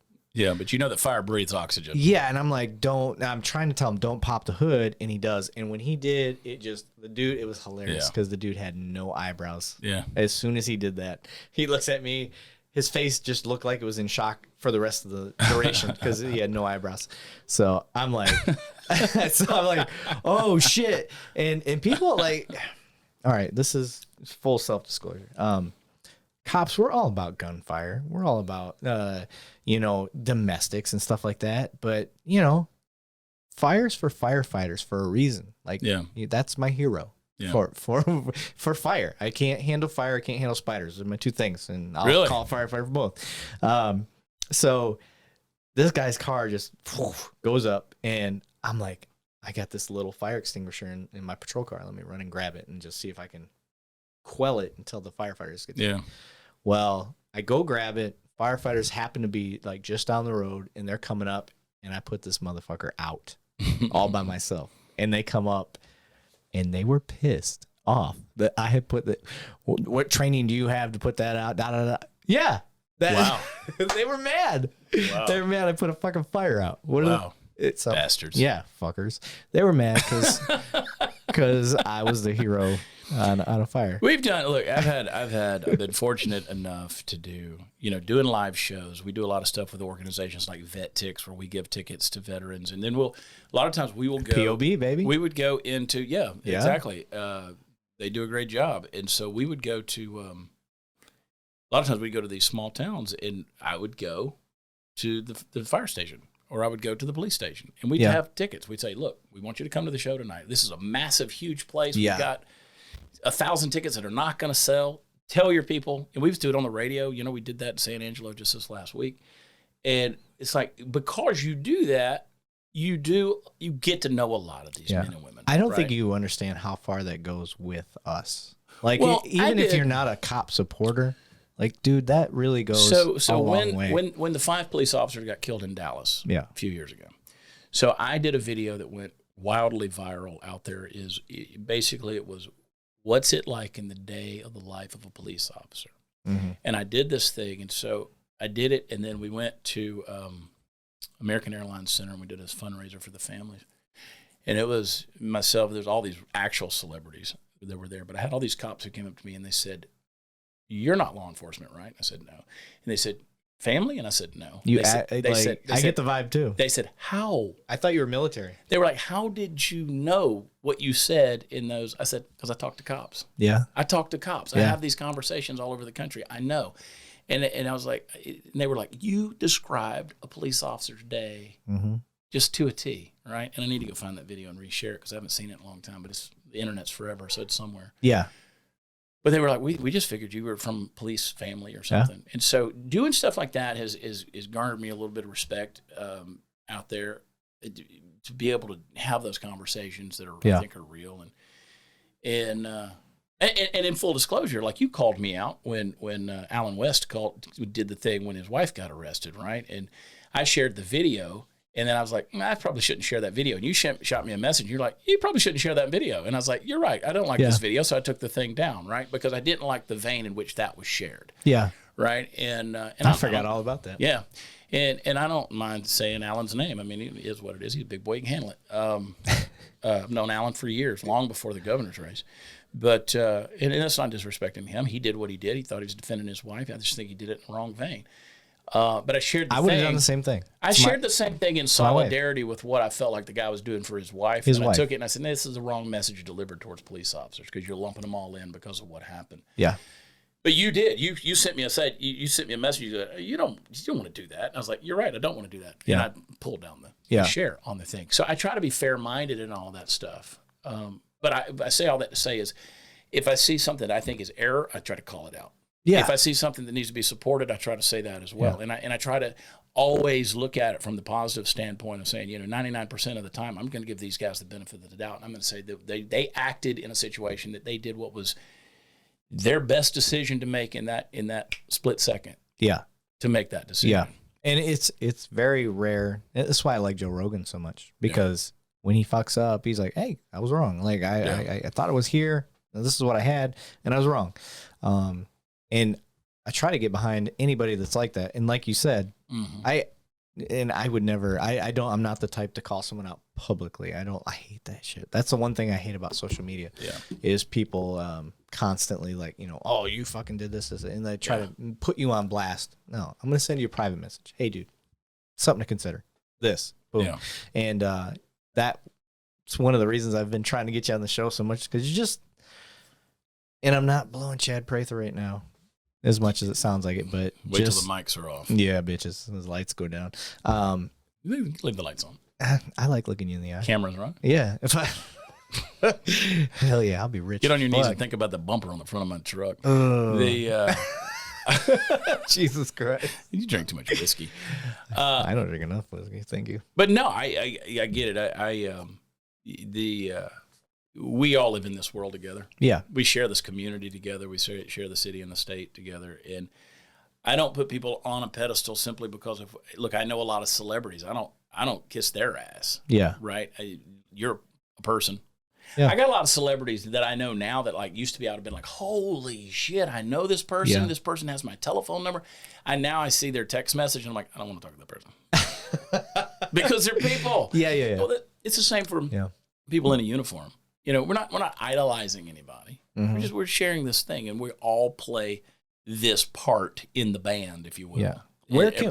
Okay, so you've traveled the world, dude, and one of the things that I try to put in perspective for close family friends and stuff like that is like, listen, I'm military.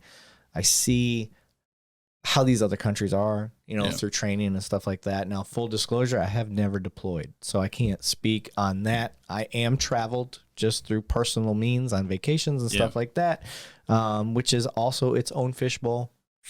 I fully understand that. But through that training, through that understanding and stuff like that, like, America's different. We're different. There's a reason we all come here. So in your perspective, policing in other areas and policing in other states, and what is your message that you could tell people to kind of if I drive up to let me go from that. I was going through Hico, Texas, a couple of months ago, and I was going to speak at a campaign event.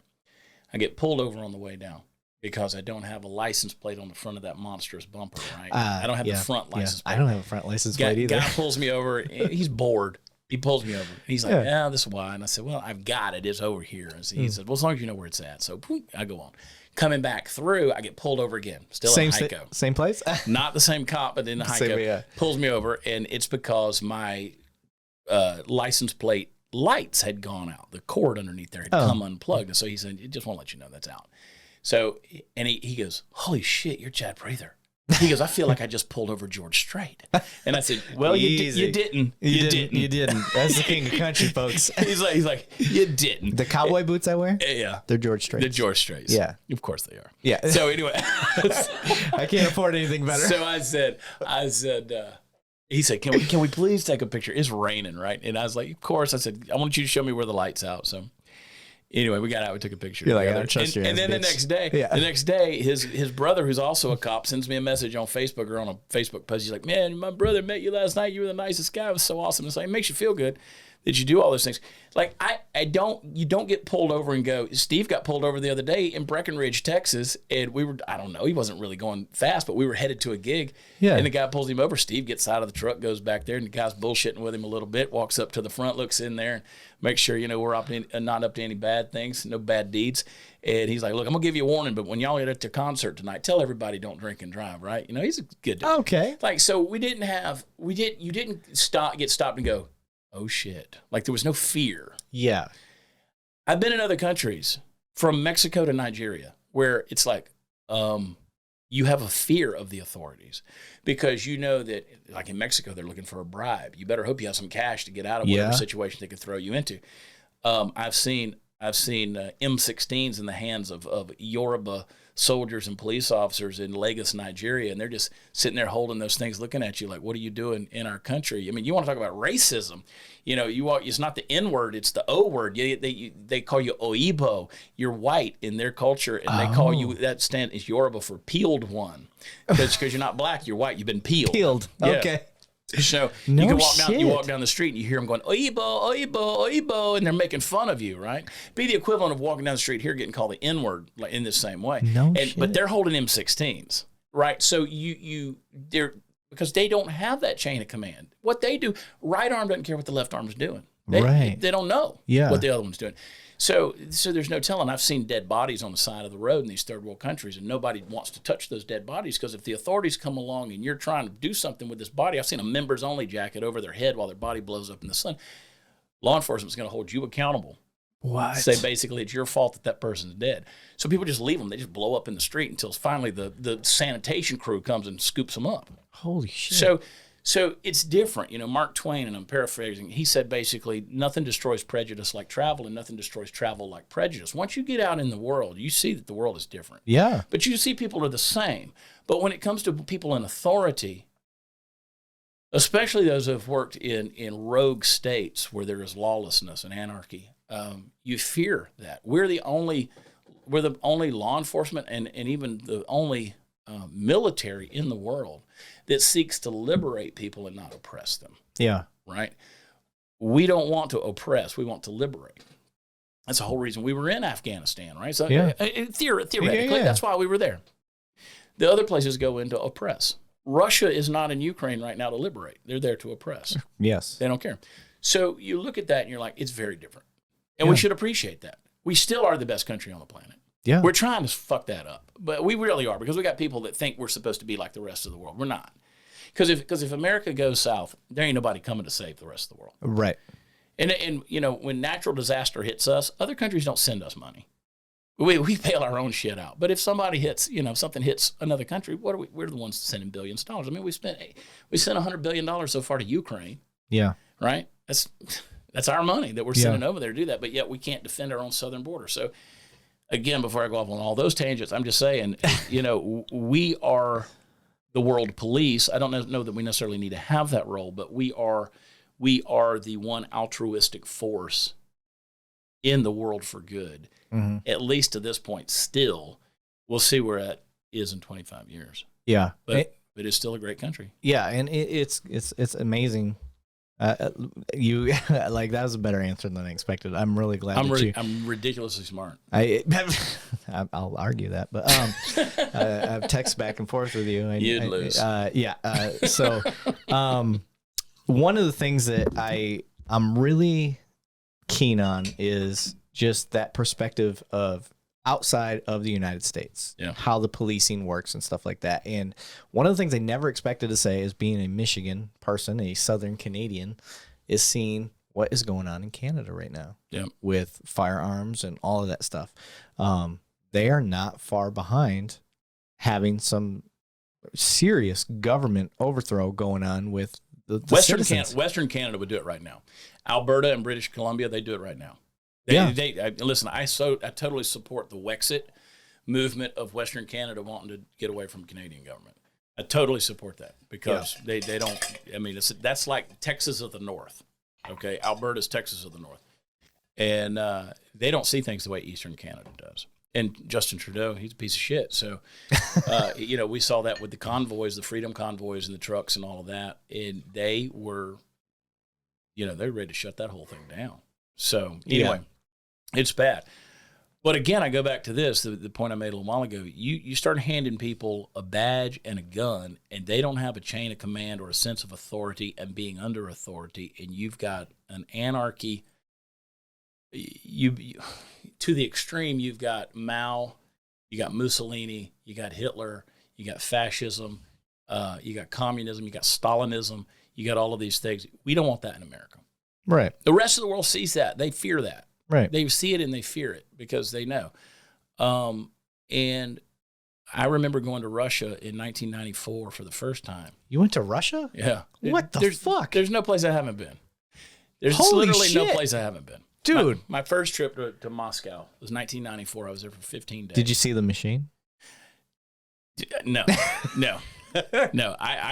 What I saw was a third world country. And that had spent all of their money, all of their resources to be a world superpower in terms of their weapons. Right. But the people were suffering. And we're seeing that with Ukraine We're seeing conflict. it. And so even in 1994, which was just 4 to 5 years after the fall of communism in 1989, people were still living under oppression. People didn't know how to have marriages. They didn't know how to have freedom. They didn't know how to live with a sense of democracy. They didn't understand that. They still wanted to be ruled over because that's all they had ever known.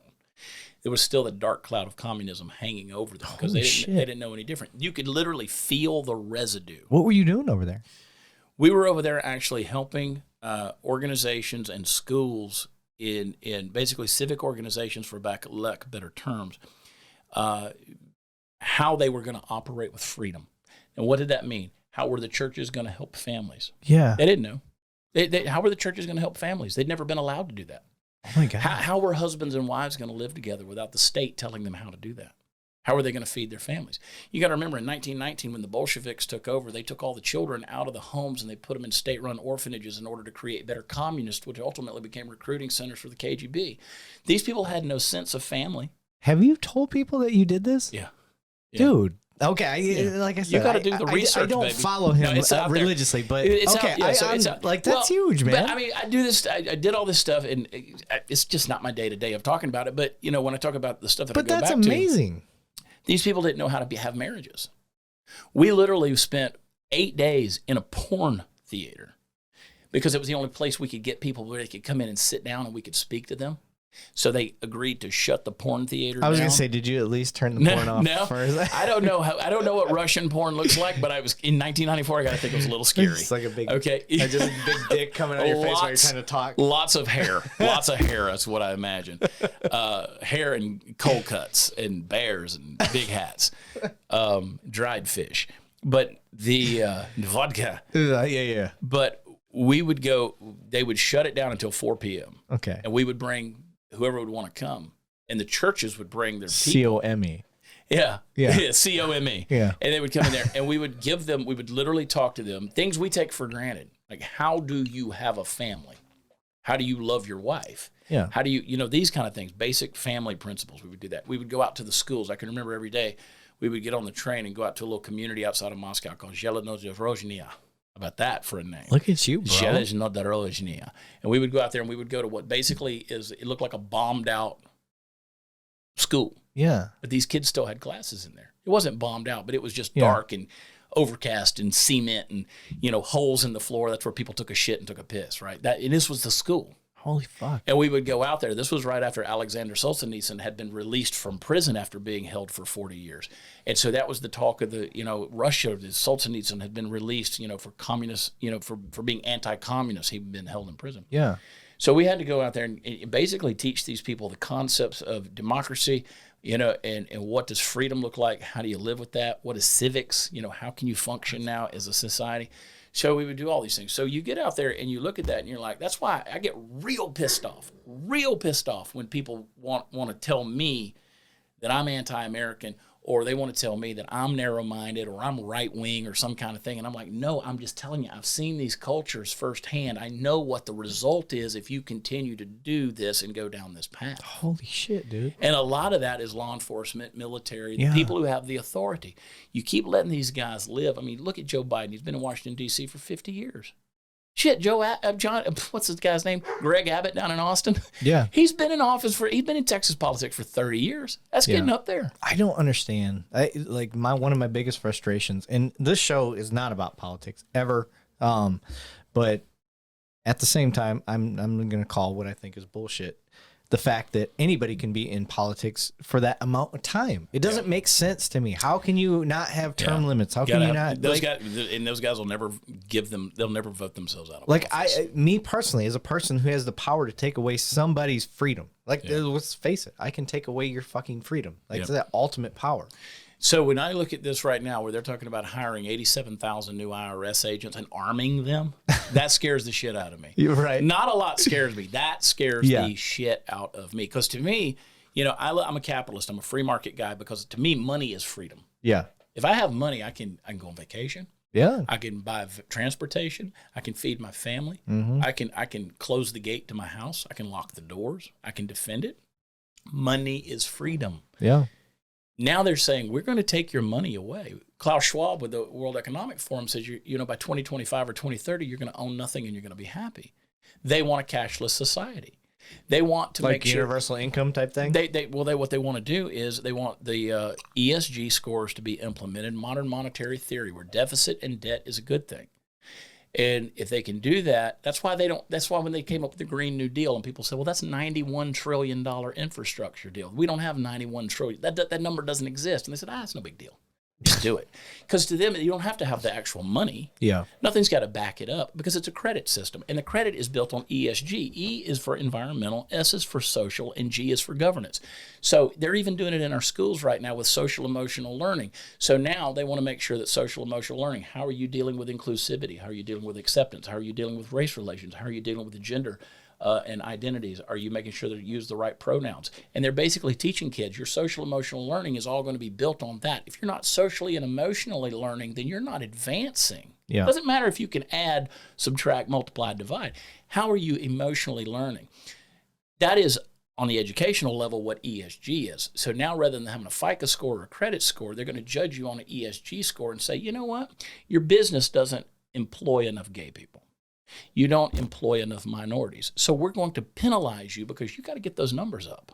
That's what an ESG score is. These big companies are already doing that. Apple, Microsoft, Disney, all of them, they're already operating by ESG scores because it's all part of modern monetary theory. They want to make sure that you don't have anything. So when they say 87,000 new IRS agents, all are going to be armed. They just bought 700,000 rounds 3 weeks ago. The IRS. Which...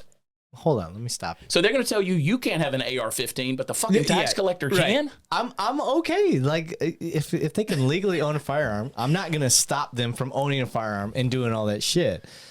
But at the same time... Until they come and say, you know what? Just like you're saying. Let's take a look at those 1099s. Yeah. Let's take a look at those W-9s. Yeah. Let's make sure your W-2s are filed correctly. Because you know what? I got a feeling that when they show up with that wheelbarrow, they're not going to leave without something in it. Because I don't want to be a hypocrite. I am all about if you are legally able to own a firearm, I fucking want you to, and I want you to be armed at all times. Unless they come in there to take mine. Yes. Yes. So when they say, "Oh, you got a Zelle transfer, a Venmo transfer, a Cash App for $600 because you know they owed you for last month. You bought takeout every night at the party. Why did they send you that $600? Well, it was a reimbursement. Well, have you been taxed on that? See, that's the kind of shit that I'm talking about. That's Gestapo bullshit. Yeah. I've seen this in other parts of the world, and now you want to talk about doing this in America? See, first of all, I say abolish the IRS. This ain't about paying your taxes and doing your fair share. That's none of that. The IRS is a bad system. Income tax is a bad system. That was supposed to be temporary. It was supposed to be temporary, and then they were supposed to get rid of it, okay? They didn't get rid of it. So taxation is theft across the board. They tax you on the things you buy. They tax you on the things you own, your property to your goods. They tax you. I mean, you don't want to improve this place because what are they going to do? They're going to increase your property taxes next year by $4,000 because you added this podcast studio on in your garage. This is my garage, yeah. So they're going to do it. Exactly right. I don't want to put a fucking koi pond out back. Yeah. Because that's going to be an increase in my property. So why do I want to better anything? I don't want to do that. So then, my income is being taxed, and then the income that I do have is in my pocket is going to get taxed again when I go buy groceries. Yeah. So we're screwed. Now, again, to me, that's not a political issue. That's just a cultural issue. Yeah. And politics runs downstream from culture, to quote the late, great Andrew Breitbart. Religion, culture runs downstream from religion, and politics runs downstream from culture. These are cultural issues. We're willing to let the government be our big daddy, and that I don't like. Yeah. That's Orwellian. That's Huxleyan. I don't like any of that stuff. And I Brian Stelter on CNN just 2 nights ago said, talking about the IRS thing and the Mar-a-Lago raid and all that stuff, he said, these MAGA right-wingers, he said, there is just an anti-government distrust out there. They don't want the government doing their job. They, and he goes off on all this stuff. I'm like, look, fat ass, maybe you can't govern yourself, but I can govern myself. Yeah. I can take care of my home. Yeah. And my property. You know, life, liberty, and property. Those were the three principles of freedom under John Locke, natural law. Life, liberty, and freedom. Or life, liberty, and property, I'm sorry. And those are the three things that they're trying to take away from us. I mean, you don't own property. Nobody owns property in the world. Nobody. Because it's all taxed. Yeah. Constantly. Yeah. And you stop paying that tax even if your home's paid for. There's they can take it away. veteran stories that I've seen where they've had lifelong family handed down land. Yeah. And they're going fucking bankrupt because they're seventh generation Texas ranchers right now. Their kids are saying, we don't want the ranch. You got illegals running across it every day. You got cartels and mules running across it every day. Mm-hmm. We can't afford the taxes on it. And because of the stuff that's going on out there, we can't, the crops that we're growing on it aren't worth anything. No. So let's just sell it. Let's get rid of it. Yeah. Who's it going to go to? Well, I'll tell you who's buying it. China's buying it. China. Yep. China's buying it. Ted Turner's buying it. These, you know. Everything along Bill the border. Gates is buying it. China's been bought. Bill Gates now, he owns the majority of sowable farmland in America. Bill Gates. Really? Bill Gates ain't a farmer. But he does want you eating synthetic meat. Give me 10 minutes. I got to get out of here. Okay. You're all right. I'm sorry, bud. I know he came in here. I was like, you can show up early if you want. I was like, but I knew. I'll run on all day long. I know, man. It's cool. I'll come back. We'll do another episode. Hey, it's no worries. Anytime you want me. Yeah. You said it. I know. I won't fucking bug you like I have been, though. So I got you on once. That's good enough. But okay. We've covered what you've seen, how you would handle things, which mad respect, bro. And this isn't just because we're recording and all that stuff. Like, it's very rare that you get anybody like the insight that you gave. And this is coming from a police heart. Like, you're talking for real. Like, it's not bullshit. Like what you're saying. Like I can tell. Well, this is the stuff that surprised people when we were on the campaign trail because I do comedy for a living. Yeah, I like having fun. Yeah. Now, listen, if I'm not having fun, I don't want to do it. Well, let's face it, your accent doesn't help you. It doesn't help me at all. No. And I wear a cowboy hat, and I sit in a truck, and there's a dog in the back seat. I do all that stuff on purpose because I want you to underestimate me. Yeah. And that's the secret to what I do. You underestimate me, and then boom, I got you. Yeah. So what I try to do is, then I go out. I'm speaking at a deal Thursday night for the Texas PAC, True Texas Project. They're launching a deal in Johnson County, a chapter of their deal. And they advertised it. Some guy on there said, well, maybe if your main event wasn't a clown to come speak, I would come to that. But whatever brings people in that are red, I guess I'll approve of it. And so I'm like, I get that response all the time because they're like, oh, I decided to run for office. They're like, he's just a comedian. But then I went out on the campaign trail and talked to people, and they're like, oh, shit. He actually does know a couple of things. Yeah. Right? So that's what I like. So I appreciate you saying that. You fully won me over. Like prior to this, like it's one of the reasons I wanted you on. And I told you, you're like, I remember you telling me like, what are we going to talk about? Da, da, da, da. I'm like, listen, police want to know what you have to say. Yeah, for sure. They want to know what you have to say, and they want to see where you're coming from. And so just in the fact that I'm like, it's a way of me calling you out just to cops, like that most people won't pick up on, but me asking you, have you done a ride out? Yeah. When a cop hears that you've done a ride out and you've done several ride outs, and then the way that you describe police in other countries, it goes a long way. And we're the minority. Let's 100%. Face it. We're the minority. Absolutely. And holding bad cops accountable is the hardest part. And because nobody hates a bad cop more than a good cop. And I fucking hate when I see bad cops. Because you get lumped in. Yeah, we get lumped in right away. And I wanted to get you on here, one, because I know where your heart's at, and that's not I'm not kissing your ass, but you got a good heart, dude. You really do. I had no idea about your international shit. And when you told me you went to Russia, like I literally, like my eyes were welling up a little bit. I'm like, that's fucking beautiful. Like and that's not, I'm not trying, like I said, I'm not kissing your ass. That's beautiful, dude. That really is beautiful. And that's what this is about for me and that's what I have so much fun doing, is just the fact that I get to talk to somebody that you followed your heart. You went somewhere. You didn't go because you were trying to be a fucking Texas governor at one point. Like that just happened. Absolutely not. And we got that through us talking. But you've lived what you believe in, and You went across the fucking globe and you went to Russia. That is fucking incredible to me. I've always wanted to go. Just You because should go. I don't think I could even go now. Well, I'm still military, so I don't think I'm even allowed. Yeah, that's true. But Pretty women over there. I know you're not interested in that. Yeah. I like Steve's looking pretty hot right now. But yeah, it's incredible that you've been over there and that you've gone. How many times have you been there? 3. I've been to Russia 3 times. No, that's not true. Because I always think about Eastern Europe, which of course is the Moscow, St. Petersburg area. But I've been to Lake Baikal, which is Siberia, twice. You've been to Siberia? Yeah. Holy shit! It's good fishing in Lake Baikal. Oh my. Okay, so you went during the summertime. Yeah. Okay. It's still an interesting place. I'm pretty sure that's where they imprison everybody because there's nowhere to That's fucking northern go. Siberia. Baikal's more down in central south, but yeah. No shit. Yeah. Oh my god, that's amazing. Beautiful place. Really? Yeah. Oh my, dang, dude. When did you go over there? That was in the 90s. All 90s? It was all in the 90s. Okay, so Rocky wasn't over there then. So, yeah, no, that was before Ivan Drago. Yeah. But all right, bro. Well, I don't have anything else. I don't want to hold you up. I just tell people to come find us. Go to watchchad.com. Yeah, for sure. We've got our. It was funny. One of our big sellers. I don't even know if it's on our store right now, but when everybody was saying defend the police, we came out with or they were saying defund the police. We were saying defend the police. So we put that on a shirt. We put the police blue. And we had the gold lettering on the thing. We were driving up to a Trump rally in Tulsa. It was the first one after things were starting to open back up. Okay. My girlfriend was in the car and we're driving up there. And what was his name?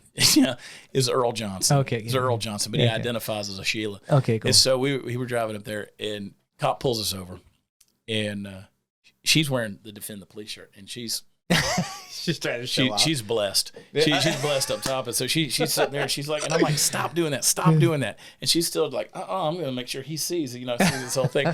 So he goes up there, gets the license, whatever. He goes back there and he runs. He goes back. He goes, all right. He goes, I know who you are. He goes, I know who you are. And I'm going to let you go. And he goes, and yes, ma'am, I do see your shirt. That would have been me. I was like, yes, ma'am, I do see your shirt. I was like, Jesus.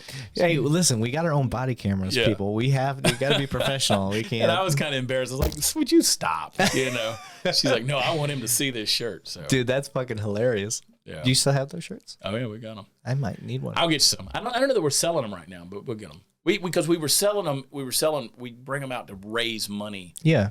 To make sure, because we do a lot of that. A lot of times our sales won't even come to us. We make sure they go to different causes. And I can't remember what the last cause was. Yeah. Well, I will tell you as a cop that comes from a place that heavily supports us. Never stop at least keeping us in check. Yeah. Well, 100%. Yeah. I think your mic cord came loose a little bit. You're coming in low. Let's see. There we go. There you go. There it is. Yeah. But I love the fact that, and that's one of the things, like when we talked about the Allen West thing, I knew where your heart was at. It was like, this is bullshit. Like, and I get it. And that I want people to do that. I don't want people, I hate. It just wasn't to me, it wasn't the right message. It wasn't the right way to call it out. I'm a big, I don't like the thin blue line message. I don't like that. For me, in the way I've explained it on the show, is the thin blue line to me is this. He's an officer. And nobody can see him on camera right now, but it's your buddy's here with us. Let's say he's a cop. He dies on duty, right? Me as an officer, he's got children. That kid is never going to want for nothing. There's always going to be a father figure for them, regardless. Yeah. That is the thin blue line. That's not going to happen if you work an office job. It's not going to happen if you're a groundskeeper on a golf course. No, not knocking those professions at all, but if you die, you're going to get a luncheon. You're going to get, they're going to show up to the funeral. And at the end of the day, that's going to be about it. Unless you just had a real true friend there. But if he goes down, it ain't going to just be me. It's going to be 50 people at the department minimum. Even if it's a department of 10, it's going to be all 10. They're going to be there for that family till the end of time. Yeah. That's the thin blue line. That's what matters. And that's what matters. And that's the way I look at that. So I'm about the thin blue line message. I don't like the it's a us versus them message. Like I don't, if I can avoid that, that's not what I'm looking for. Right. I don't believe in that. I don't think there's a us versus them. I think it's a, at the end of the day, if I start getting shot at, like this dude's going to have my back regardless if I call him an asshole the day before. Yeah. Like he's going to have my back. And you're not going to see that in a lot of professions. Yeah. He is an asshole. Is he? I don't know. He fucking killed some of that Smoke Wagon. I'm pretty. You know what? I got to admit, I am surprised at the flavor of that. Dude, as okay. a rye, because I'm not a big rye whiskey drinker, but that's good. Let me put it to you this way. That's good. 3 years I've been trying to get a bottle because I'm a huge bourbon guy. Eagle Rare is my favorite. Was my favorite. Yeah. When it rains, it pours. I finally got their just original Smoke Wagon, their normal shit, and I got their unfiltered uncut, which is their hardest bottle to get, apparently. I got them both at the same time from Specs. That's awesome. And did Jera drink any of this when she was here? Jera Hutchins? No. She did. She did a remote. She did a remote. She actually did one while I was still on base. I was on my reserve time. She is a true bourbon connoisseur. Yeah. I'm a whiskey guy, but I just like whiskey. I know what you are. I've been to your whiskey, shows. I love tequila as well. I was going to say, you're a tequila guy. You're whatever the tequila. fuck somebody brings to you, guy. Well, I was way back in the day as a hobby. I was the tour guide for TX Whiskey at their distillery on Saturdays. Dude, back before I was doing live shows and stuff, that was my entertainment outlet. I would go be their tour guide. It's a whiskey guy. Yeah. And so I love whiskey. I cannot tell you how much bottled and bond I've drank on this show. I had an undercover narc guy on here, a former undercover narc. I had to call his wife. Come get him? To come get him because we crushed almost an entire bottle. And, that's 129 proof. Strong. Yeah, it's fucked. But honestly, I had to quit drinking whiskey. I drink a lot of whiskey every day of my life. I had to quit. That's why I switched over to the tequila. Oh, did you really? I discovered that it was giving me gout in my ankles. Really? Whiskey was. I can drink it like this, but like what I used to drink. Gotcha. Every day. Yeah. 1942 is my favorite. It's good stuff. You like that? It's good stuff. Oh, dude. That's shout out to the 802 in San Antonio, Security Forces. That's my unit. That's our unit drink is 1942. Love it. So when I come down, it's expensive. So if anybody's looking, they're like it's like $130 a bottle. It is. And I just got back from Cabo. We went down for a week, and I love the Claza Azul. I can't drink it. That's $160 a bottle, but you can go. What is it? Claza Azul. That's $160. That's the big white bottle that's hand painted with the blue flowers on it. Skeleton. Yeah, no, it's not that. This is the beautiful. It looks like a lamp. It's beautiful. And then they got the black bottles. They got some of them like $27,000 bottles. It goes all the way up there. But you can go to Specs and you can buy the Claza Azul black bottle, which is, I think, about, it's $2,300 a bottle out of Specs. And so I went down there and had some of that. You've had it? I couldn't even finish it. It was a $400 shot. It was a $400 shot, and I couldn't finish it. I'm uncomfortable. It was so rich. Oh, my God. It was so rich. We were at the Waldorf Astoria. That shit right there. That's he showing a picture of it. Let me see that real quick. Yeah. So show the camera right there. So that's what a Claza Azul bottle is. And if you take your ring or whatever and you hit the top of it, it rings like a bell. The top does. Bang. Really? Yeah, it's pretty cool. No shit. So a lot of times people will buy it and then bang, they'll hit it. The bartender will. It's pretty cool, dude. Oh, but now, to my point, that is really good tequila. I would rather have 1942. Yeah. 1942 is my shit. That's oh my God. And now I've fallen in love with the Código, which you mentioned George Strait earlier at the Boots. George Strait has Código 1530. Yes. And that you open up my kitchen cabinet and bam, it's full. Oh, so his stuff's good. I will not run out of it. I have never had it. It's the best tequila. But I've seen it in like The Rock. I just kind of like assumed. I was like, well, let me. Well, he's got the Terramana, yeah. which I'm not a fan of. It's okay. And Casamigos, which was George Clooney's, I'm not at all a fan of that. No, I don't like that one. A lot of people like it. It's not the flavor, it's the nose when you smell it. I'm not a fan. Whatever they infuse it with, whatever lime or whatever they do, I don't like it. Not that it's a bad tequila. I just personally don't like it. I would rather have the Terramana if I'm going to do that. But the Código, the Reposado anyway. Yeah. Holy shit. The Código, and he goes from the Blanco. He's got the Anejo. He's got the Reposado. He goes up to the. He's got a extra Anejo. He's got a Rosé. He's got that, and then he's got one called Origin. That's a $200 bottle.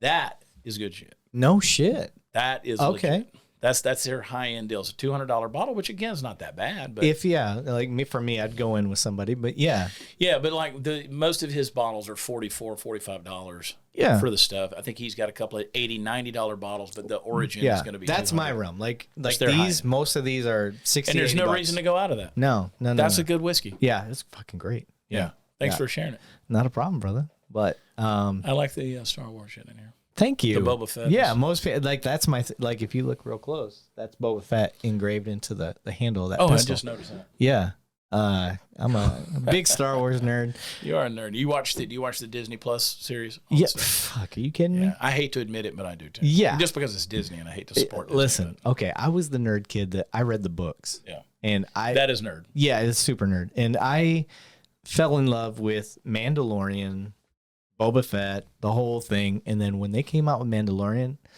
and of course I was going to watch it, but I was like, what are they going to do? Yeah. So I start watching it. I'm like, they are following true. If anybody out there is like, you're fucking... I would think that if they didn't, they're going to catch shit. Right. But the Mandalorians, if I was to describe it to anybody out there, was like, fuck all that, blah, blah, blah. Listen, they are like the Braveheart. So think of Braveheart and think of the clans when it comes to Scotsmen. Yeah. And then the Highlands and all that stuff. That's what Mandalorians are. They have a code. They live by it. They're not bad guys. They're fucking awesome and they're good at war. Like that's Mandalorian. So that's my nerd part. Sorry. This is the way. This is the way. Exactly. I like it. Chad Prather, bro. Thanks, man. I appreciate you being out. I'm looking forward to it. So where's your next show going to be? We're going to be Conroe, Texas at Southern Star Brewing. That's going to be a music show with the Ragamuffins. Steve will be there. Ben will be there. It's a music festival. It's going to start in the afternoon. We're headlining that night, and then we're going to be then September 9th, we're going to be sort of close to here. We're going to be in Granbury, Texas. Okay. Down at Granbury Live. And then on the 10th, we're going to be at the Backyard in Waco. That's a fun venue if you've never been to that. I've never been to Waco. Waco's got a good little nightlife down there, but the Backyard is... I heard they have a really good religious following out there. Yeah. Well, they burned it down. They had one. No, they didn't. The FBI did. The ATF did. Yeah, the ATF burned it right to the ground, women and children included. That's why you never trust the government. Fuck. But just ask Randy Weaver. Shit. Ask Randy Weaver's dog. But they never trust the ATF or the FBI. That's law. Okay, so let's make a point because this is a law enforcement podcast. That's law enforcement on bureaucracy. Yeah, that's the difference. You start adding too much bureaucracy to law enforcement, and you got a fucked up system. Yeah, and that's what the ATF and the FBI are. Because with the bureaucracy comes an ideology. Those people are appointed; they're not elected. Your bureaucrats are appointed.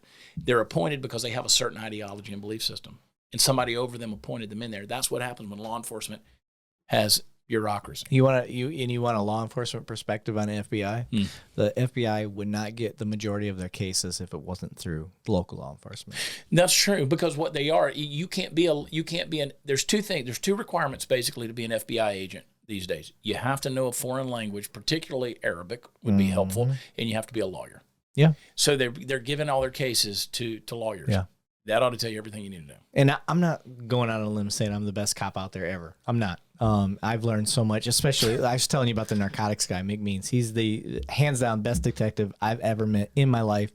I've learned the majority of what I know through that guy. And I'm blowing him over this. So just that fact. But the way that my law enforcement career has gone, and learning what I've learned through the FBI and seeing how they do their things, it always starts with us. And we get zero credit. They wouldn't have a case. We get zero credit. You know how you see the movies and they come in and they're like, oh, the FBI's on the scene. Where's our case? This is our scene now. Yeah. And the local law enforcement, they're pissed off. What do you mean? No, this is our. Yeah. No, we're on the scene now. Here comes FBI. It always is in movies. It's painted in a bad light when the FBI comes on the scene. Yeah. Always, and there's a reason why. There is a reason for that. You're right. Absolutely. Okay. So you got your shows going on. Yep. Anything else coming down the pipe, sir? Blaze, anything like that? Well, the Chad Prather show, I just discovered today. We've been banned for the last 2 weeks on YouTube for medical misinformation. We talked about childhood vaccines and how they relate to autism. We didn't give an opinion on it. We just said that people discuss this. And we talked about vaccines and menstrual cycles and things like that. Because who wouldn't? Okay. So you're about to get me banned from YouTube is what you're saying? Well, we talked about it. We didn't come down on it. So I'm real close to 1,000 subscribers. So slip this in. Yeah. But we've been on a 2-week ban. We can finally go back to it tomorrow. Being able to upload. So yeah, it just I'm trying to work as little as possible, but get paid more. Okay. These days, that makes sense. You know what I'm saying? Yeah, yeah. I'll be 50. Sure. I'll be 50 in December, man. Really? Yeah, I'll be 50. So are we gonna have a 50th birthday we're gonna party show? Yeah, I'm gonna do a comedy show in the Woodlands, Texas, back down at Do-Si-Do, which is one of my favorite places. We usually do a show or two there every year. I'm gonna do a straight comedy show December 10th. Okay. And then the Arlington show is going to be our Christmas show, but we're going to make a little birthday thing out of it. Okay. I'm in for either one. Come on. Let me know. Tim, you're not invited because let's face it, Chad actually likes me more now. So friggin' Labatsky, dude. Fuck he does that a guy. good thing. He does not. He does. What does he do? Oh. He just he looks like a politician. That's all. Just gets on here. We did an event in Burleson a couple of weeks ago, and I saw him just kind of stroll through the room. I was like, what are you even doing here? Right, yeah. I got my trailer outside, guys. Come look at it. So set up a tent. We're selling merch. I love Tim. But, all right, brother. I appreciate you being on, man. Absolutely. Take it easy.